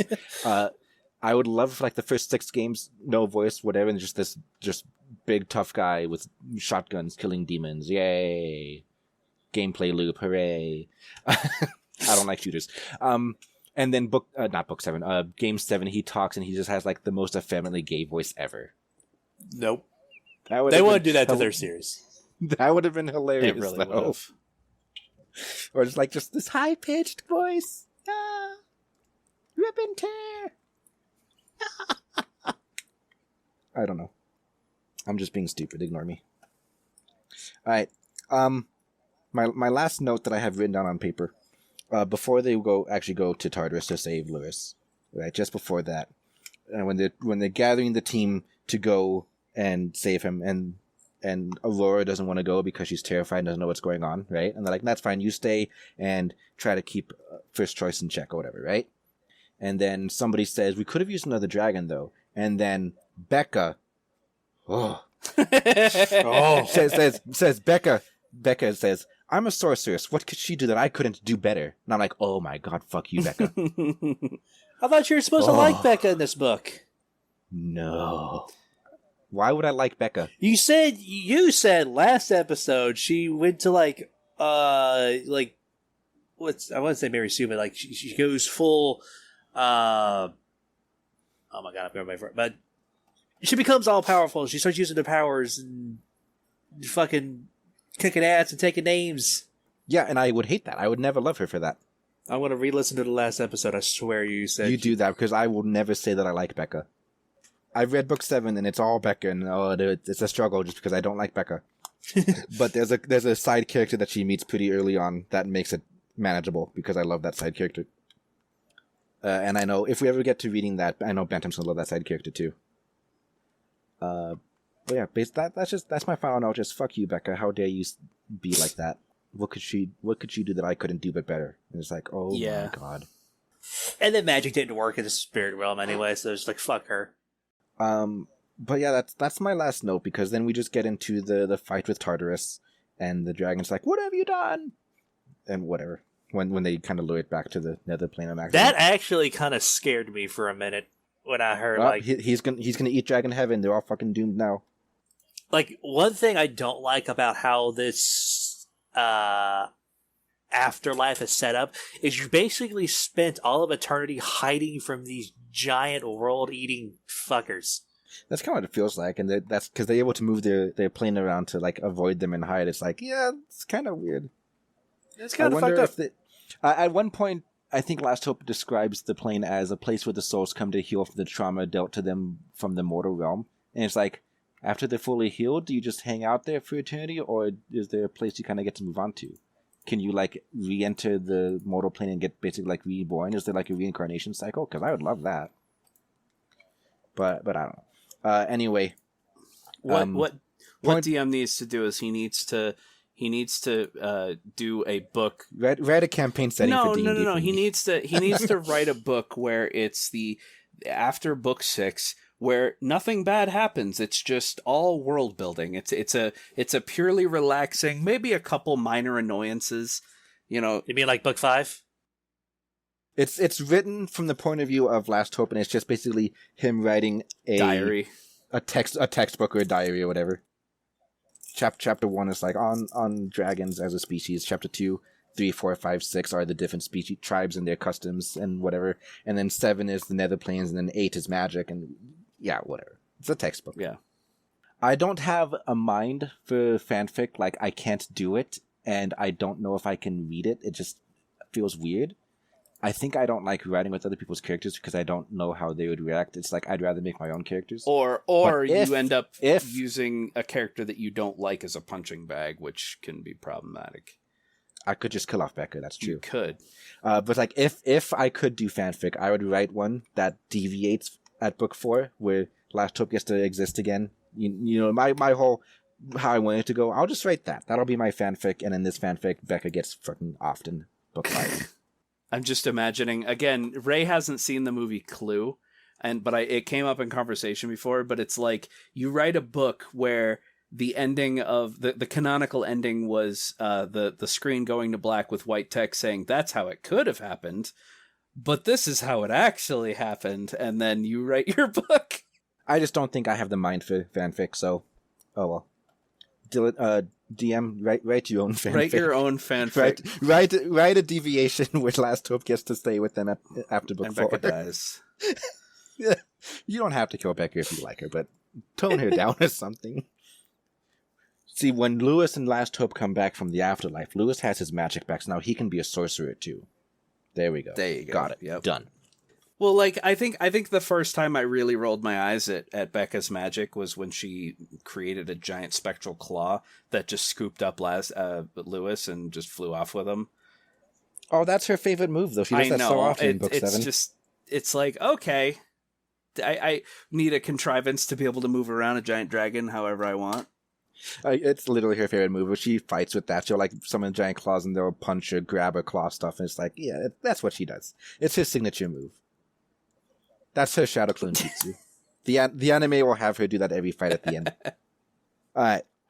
Do you guys have any notes for the other half of the book? Because like I said, I know what happened, and we can talk about a couple of things, but it's not going to be super fresh in my brain because I didn't want to suffer through it again. So do you guys have any notes to talk about with the coup and first choice and everything? I mean, I kind of already said everything I wanted to say about it, which is that I didn't like the pacing. I didn't like where it was in the book. The coup itself, I thought was okay. Like when Lewis was planning on how he was going to take him down, you know, like I got to do this the right way. Can't just kill him because martyr and blah blah blah.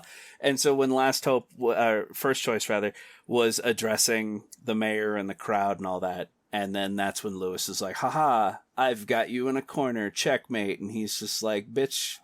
Haha, double checkmate. I had a spy. Yeah, he's like, and I was like, okay, that's interesting. I didn't like that. It's like, I understand. Like, I have the feeling that DM doesn't like Republicans, right? Just, I got that feeling from reading these books, okay?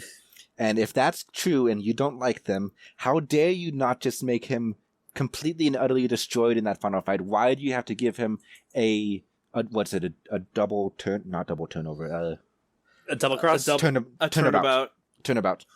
A double turnabout. Like, no, but see, I had a spy, so double haha back at you. It's like, why? Why not just have him just like roll over like, ah? I hate shit like that. When I hate roll over, or like, hate what? He hates triple crosses. Triple crosses fucking suck. It's so needless. They feel like anti-Ex Machina. Although out of nowhere. And also when we do the interview, I need to ask DM why he hates Lewis so much, and I have like evidence to back this up. But I need to know, why do you hate Rocktooth so much? Why did you do this to him? Yeah, the only other thing that I want to mention about the finale was the way he defeated First Choice was really nice. Blowing up his fire gland and having his jaw like just hanging open. Dude, I love that, but I would have loved for him to be dead after that. I don't agree with the whole, we'll just turn him back to human and send him back to humans. Like, no, fuck that. Kill him. He's dead. Turn him back to human and then eat him. Yeah, it's just like one of the worst rebellions I've ever seen. If the humans get to punish you for killing humans, see Rocktooth, right? If the humans get to do that, then you get to fucking destroy them if they fuck with your Dragon Society. Yes. So it's like, turn him back to human and then just completely destroy him. Yes. Eat him. Yeah, exactly. But yeah, the whole like, why do you hate Rocktooth so much? Is like the burying him in a cave and then starving him and just all this like mental. Why? Why do you hate Rocktooth? Why do you want to see him suffer? DM, why do you hate Joy? Just picturing Ray laying on his side, one claw covering his face. Just why? The other claw resting on the book. Why? And the thing is, you had him run away with Jury Rig, which means I don't think I even get to see him in the second series if I continue reading it. Why? Why write him out of the story? No. Me just lamenting. It's you doing your best impression of a husky. Just and I'm in the other room with noise canceling headphones on, like ugh. I call up DM. I'm like, can you please write a short story where you just amend? I have to cite something that our audience member wrote in the chat in response to why is First Choice alive after Lewis had his way with him, whatever. And he's like, moral superiority, can't let the main character kill the main antagonist. I'm like, fuck that. That's my entire problem with all of Marvel and DC. Fuck that. Kill them. Here's the thing. So, in DC movies have not been good. Most of the DC movies have been trash. The animated movies though have been amazing, and the animated movie Under the Red Hood brings this up and forces you to come up with this, to deal with this moral quandary. The Joker shoots Batgirl in the stomach and paralyzes her for life. She basically is confined to a wheelchair for the rest of her life, and he's killed other people. And it's also established in the canon that Joker may have actually been the one that killed Bruce Wayne's parents. He also beat half to death one of the Robins and then blew up the building with him in it and killed him. And he was brought back to life. And he became the Red Hood. And at one point in the movie, Red Hood actually has Joker tied up with a gun to his head and says either you, and hands Batman a gun and says either you kill him or you kill me. Why did you let this maniac go free? Your moral superiority bullshit has caused more harm and more death than anything else. And it's like every time you capture him, you put him in Arkham and he just gets out and he kills again. Just fucking kill him. And Batman's like, I can't because it put me down a dark path. It's like, dude, he murdered. If you kill a killer, there's still the same. It's killers like, no, in the world. there isn't. Like, not if you kill two. Not if you kill two. But that is the big reason why I can't get into superhero stories, and I hate it. I hate it. Just kill them. It's like this is a murderer, a psychopath. He has no morals. He'll kill for fun. You have him in a position where you can end his life. Do it. Because the world will be better off without him. There's no reason. It's already been established multiple times that he can't be cured. Joker is permanently insane. He cannot be saved. Just remove him. It's like there are other villains like, Mr. Freeze and Penguin who can kind of be sympathized with. I mean, Penguin doesn't really... All right, I'm gonna have to Jeremy your Lambton here. Yeah. This is we're going too deep into superhero stories now. But yeah, it's like watch Under the Red Hood and just that whole thing. It's like if you are the hero and you're the good guy and the bad guy has done inexcusable evils, kill him. You are not going to be less of a person and less of a hero for doing so. Okay. Back to the book. I guess final notes. Why do you hate Lewis? Why do you hate Rocktooth? Fuck First Choice. And if you hate First Choice so much, why did you let him have the upper hand? Why did you let him live? Let him live and have the upper hand for most of the book. How do you guys feel with the state of the world at the end of the series? Which is basically we have the spell decoded and we can turn dragons into humans and turn humans into dragons.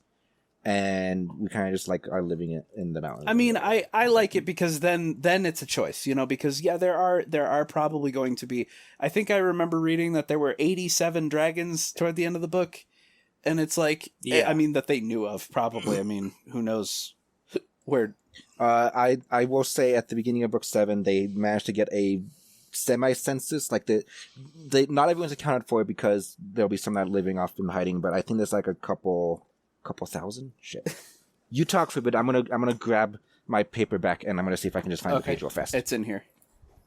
No. My paperback of book 7. Oh, book 7. Is this spoiling book 7? So essentially, I all I can picture right now is Dilton. Those crazy people that live in underground bunkers in the middle of the mountains because they think the world's gonna end. Doomsday. That's what neighbor. Now just imagine that person gets turned into a dragon. With all of his not trusting humanity, not trusting the government, generally thinking that it's him against the world, and now turn him into a dragon. Just a crazy redneck living in the mountains with guns. I mean, he wouldn't be able to use the guns anymore, I guess. But he could probably try. He could probably get the claw tip and the trigger. You wouldn't be able to aim it or hold it or anything. The gun's useless. It would be awkward, but I think it could be done. Plus, I'm pretty sure I can see his mindset now. Is that the government tried a genetic experiment on him to turn him against his religion? He's like, I knew it. It proves everything right. He turned me into a demon. But yeah, imagining that there are other dragons all across the world that got turned, I mean, just imagine how great it would be to be turned into a dragon in Japan, and the Japan.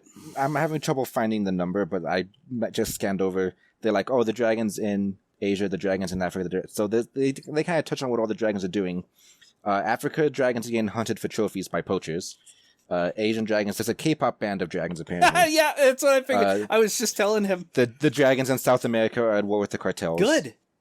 But yeah, I'm having trouble finding the rough census number that they gave, though. I think I may have actually But I was telling Dilatan about, like, imagine someone getting turned into a dragon in downtown Japan or downtown Tokyo, and it's like there'd be some people who scream and run, but a lot of people would be like, "Oh my god, it's so hot," and they'd be taking pictures and posing with it, and the fact that you said, yeah, there's a dragon K-pop band, yep, that's the next logical step. Oh, another group of Korean dragons are becoming an esports team. Oh my god, it's fucking great. See, I want to see that shit. That sounds like it'd be a great book, honestly. I'm trying to think of like dragons in other, like, certain other countries, like what would happen, like when they get turned. Fucking a dragon in the UK gets turned and he opens a kebab shop because, giant meat on a stick, except they don't shave the meat off the stick, they just sell the whole damn thing. I don't know. I can't find it. I'm not going to keep trying to just rereading the first 3 chapters to find. I'll find it later, maybe. Sorry about that little deviation. But yeah, to share my own thoughts with the state of the world, I don't like the fact that they have the spell deciphered. I hate the fact that some dragons can turn back into humans. Like, you might think it's a good idea because, they get a choice. Like, I don't think they should have a choice. Okay, fuck that. Also, like, the ones you want to punish, and, like, you don't deserve to be a dragon, you're going back to humans. Like, that feels gatekeeping. I don't like that either. I agree with you on the second point. I do not agree with you on the first point. If I got, and I'm going to use myself as an example here. I think dragons are neat. I don't ever want to be one. I'm happy with being a bird monster. And it's like, if I got turned into a big black dragon, I'd be pretty upset about it. And I would not want to be a dragon. I would want to be, because think of it this way. I like being small. I like being able to fit indoors. You want to just ride on my back. I like being able to ride on your back. I like doing all the things that I can do as a slightly larger than human. I don't want to be some giant lumbering, and also the smell and sight of blood makes me nauseous, and I don't think. But now I have to eat bloody raw meat. It'll no longer make you nauseous. It probably still will. You'll be the first. I'll be the first vegetarian dragon. I'll go down to South America and live with the Cococans and just eat fruit. No, they don't. Well, I will. We get to see some Cococans in book 7, and they don't do that at all. Oh God, no. Are they like Aztec? I'm not going to talk about it on the show. Can you just say to me privately if it's like Aztec, more Aztec? Dude, I'll just go into your room and tell you after we finish recording. Yeah, dude. So I don't like the spell being deciphered for the reason I already gave, but the biggest thing, and this may surprise you, I do not like the fact that they can pick and choose humans to turn into dragons. It's like if I lived in that world and I was a human and I didn't get picked for the lottery of getting turned into a dragon, sure, that would suck. But then you suddenly say, oh, by the way, we are able to turn one human into a dragon every 6 months or whatever it is. I'm not going to be able to get to do that ever. It's going to be sold for such a high price, or I have less chance of getting picked for the one every 6 months than I would have for the 1 in 10,000 people that turned into it randomly. So I wouldn't get to be one. But it's not like, I now have a chance. See, you're the only person that I know of where even in an idealized fantasy, you're fucking yourself out of what you want. I like thinking about things realistically, because like in my ideal fantasy, I'm Lewis. I'm the first one to turn into a dragon. I'm the only dragon for like 20 years before we figure out this, before whatever, right? So that's the idealized. The realistic is if I didn't get picked for the 1 in 10,000, the 10,000 person lottery at the beginning, I'm not going to get it in the 1 every 6 months choice system. That's going to go to people who can pay exorbitant amounts that I probably wouldn't be able to afford. I thought the 1 every 6 months is just for people who want to get out of being a dragon. The thing is, they can turn people into dragons too, and they'll probably start doing that after everyone who doesn't want to be a dragon is taken care of. But it's only going to go to people, to like popular people or influencers or rich people or whatever. No. Lewis and Beck are the ones who control the spell. They're not charging people. On top of that, Ray, what benefit would an influencer as a dragon be to dragons in general? They don't give a shit about that. I don't know. It just You're- take a deep breath, Ray, and say, "Yeah, I'd get picked, and I got to be a dragon, and I'd be happy." I guess it depends. It depends. We need to email everyone in the whole world a test. If you could be a dragon, would you? And see what the responses are. Because I feel like there'd be too many people that I would not have a good shot at it. I'll do it right now. I'll do it on the Twitter. Because the thing is, it's not so much that's going to be skewed so heavily. You have no idea because of our fans. It's not a would person number 57 want to be a dragon just because do they think dragons or humans are better? It's not that. It's the fact that dragons live 10 times as long and are very powerful and can breathe fire and could even learn to use magic. You're gonna have people like rich people that want to live forever. Like if in this world, and I don't want to call it real life. If in this world we developed a drug that stopped aging, or at least slowed it down so you can live for thousands of years, it's gonna go to all the fucking rich people because they just want to live longer and bask in their wealth longer. And you're arguing that like, well, the dragons were in charge because they have no need for money. It's like they don't have a concept of money, but they will have a need for it in the future. We already had the issue in book 5 where they needed money to be able to buy food for their little reserve, and as more reserves pop up around the place, like there's now a reserve in South America and a reserve in Africa and whatever, I don't think the government's going to subsidize them, so there's going to have to be something, and if the way for them to get funds to keep the food stocked up is selling dragonhood to billionaire number 37, it's like that's probably what's going to happen. Okay, but let's back up here for a bit, and I want you to look at all the events in the last 6 books of all the human eating, all of the contrivances, the shock collars, the armored soldiers keeping an eye on you 24/7. Basically, you living as a dragon is not an ideal situation. They've already established, like, even told the humans, like, hey, there's instincts, like, if we don't eat, we will go completely savage and start murdering people. That would probably sway that little survey you sent considerably. Like, once they have the option but see all the downsides to it, they're probably not going to pick it. Like, I'm sure even the billionaires will not want to get turned into a dragon for immortality. I mean, they won't have to worry about the downsides. They have the money to buy off the downsides. I mean, you already have rich and influential people that can commit murder and get away with it because they can, whatever, laws hardly apply to them anymore. Just look at our modern day politicians. Politics! Whatever. Yeah, but I hate politics. Ray, whatever. Just say you can be a dragon. Goddamn, quit trying I'm a dragon. Quit trying to get yourself out of this. Again, I already explained the ideal situation. I'm trying to think of the realistic, most likely situation, which I guess is extremely pessimistic of me, but still, I don't know. Maybe more sorcerers like Becca will pop up and you'll get more spell chances. Listen, you hate her, but if she dies, you will actually never have a chance of becoming a dragon. Checkmates. Alright, so we mostly finished talking about all the main points of this book. Now we get to look at the series as a whole. On the next episode. Now, just a quick touch-up.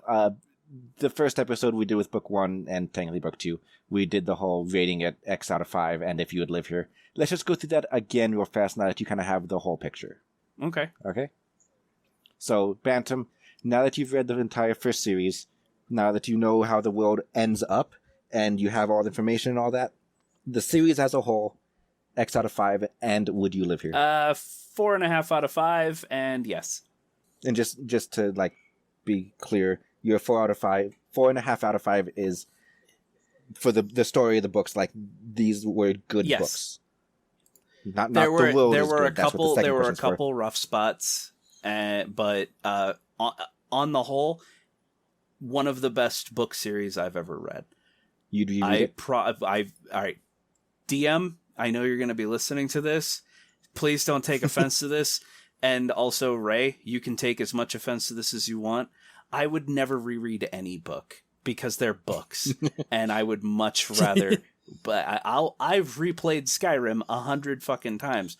because it's fun. Reading books for me is not fun. Okay. So somehow in a universe where you don't have movies and video games to distract you, would you Yes. reread this book? Okay. And you would live here because I you actually like this world, especially like I know you're gonna hate, but like having the option to change back and forth, definitely. And I would stay human. In this world. I would think that's pretty cool to have like a dragon friend. I don't think you get to change back and forth. You get to just pick which one you want. Again, idealized. I always look on the bright side. Idealized. You just want to be a dragon shifter. No, maybe. The thing is I like the idea of being a I like the idea of being a mythical creature who can then just go poof and no one will know. Like walking, like it's the only thing I liked about mating flight was the fact that they can just walk around human society like no big deal. I'm in human form, whatever, and it's like I don't have to worry about people being like, "Ah, fuck." That's the only thing I liked about mating flight. I just needed to make sure I got one dig at mating flight in there for Zana. Is that going to be one of the show memes? No. But I realized as I said it and mentioned it, I went, oh no, Zana's going to be sad. All right, Dilla 10. Books, 3 out of 5. Live in world, absolutely not. He hates it. What do you not like about the world that you want to live here? Okay, so if we're going by the events of the book, at the book 6, when they're trying to declare their independence and trying to establish themselves as a sovereign dragon nation, the first thing that happens is a massive revolt and an entire war of dragons on live TV. Do you think the U.S. government's going to just sit by and like, oh, we'll just let them keep going? Like, no! They're going to lock that shit down! They're going to send in the fighters. They're going to send in the tanks. Yeah, they're going to lock that shit down. I don't want to be a dragon in that kind of situation. There's a really weird, like, I guess nuance doesn't feel like the right word, but there's a really weird nuance to this setting where it's like, if the dragons actually become a sovereign nation and they build a society and whatever, what land are they going to hold? I don't think the US is going to give up Utah to them or anything. I mean, give up Ohio. Nobody likes Ohio. The point of it being is no country's going to just give up land for the dragons to be like, this is our country now. So then the alternative is that they just live within a country and have to effectively become citizens of that country. And that's really weird. And I don't like that because that has a lot of baggage with it. So then what happens? Do the dragons just get put on reserves like the Native Americans? Dragons were here first. Dragons were here first. So this is actually their land. No, God.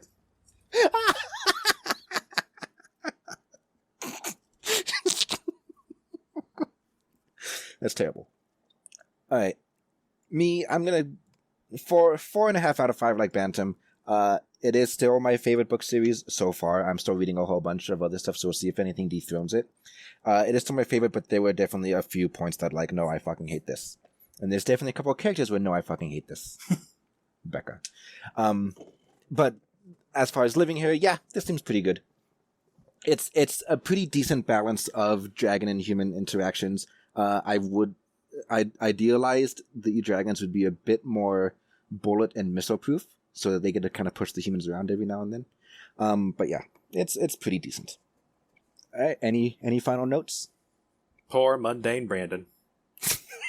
Poor mundane Dilettante. Hey, Bantam, any notes?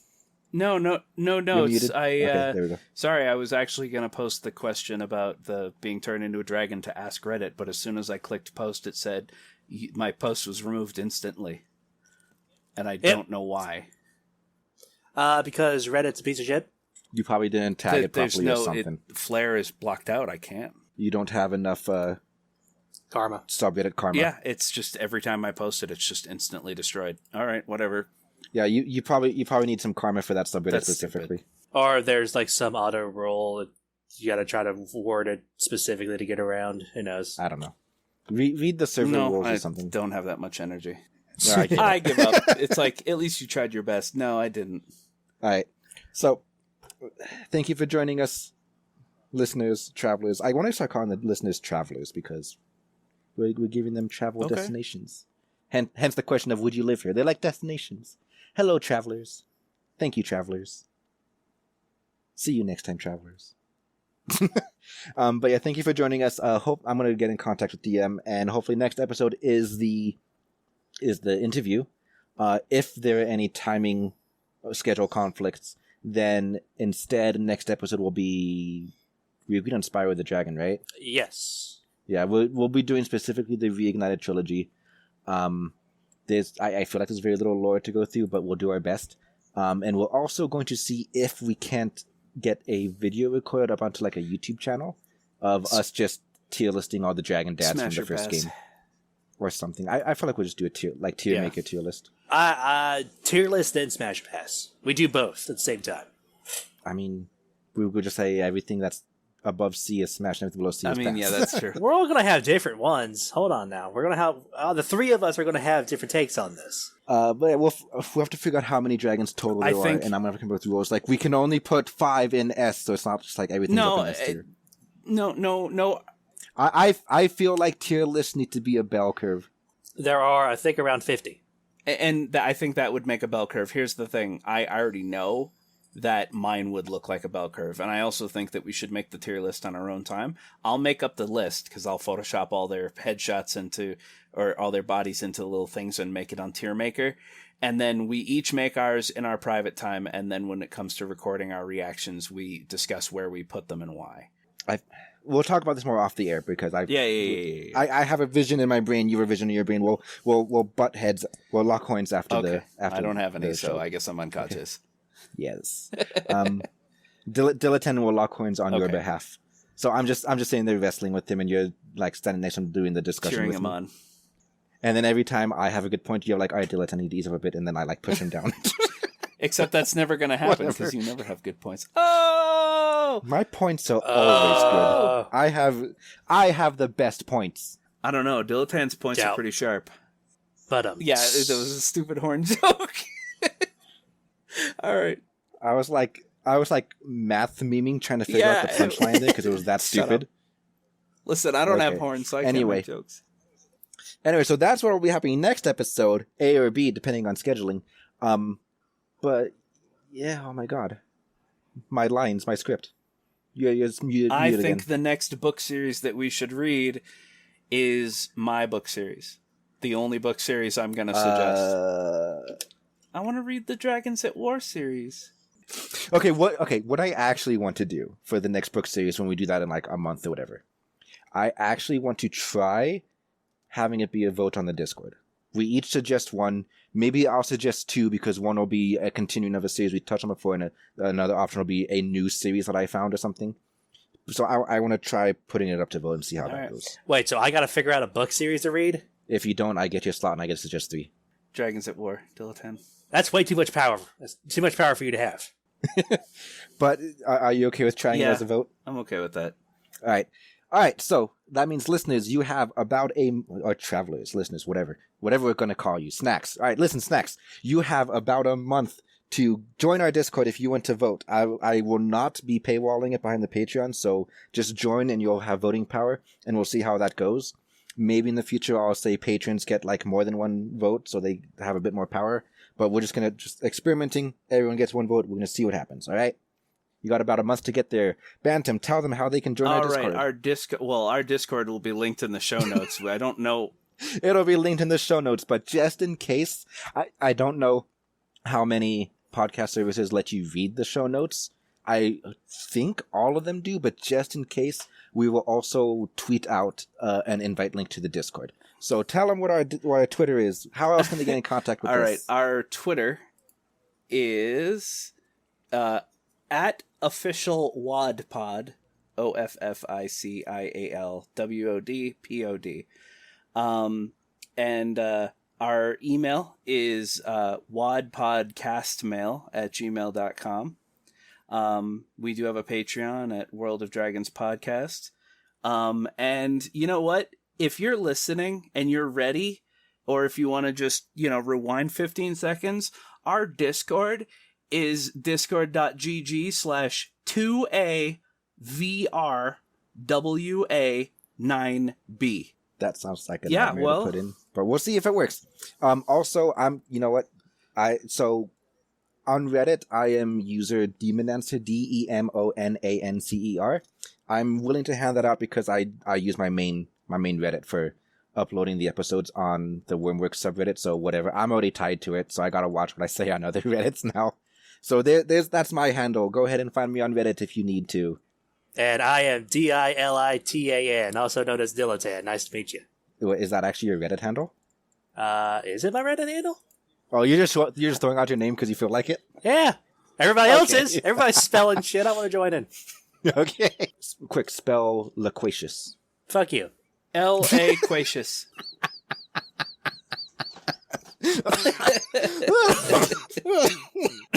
That's what you get. Okay. That I deserve that. Hey, that is my Reddit handle. Huh. Whatever. Anyway, goodbye, everyone. Whatever. Anyway, thank you. Yeah, thank you for joining us. We'll see you next time. Goodbye. Goodbye. Goodbye.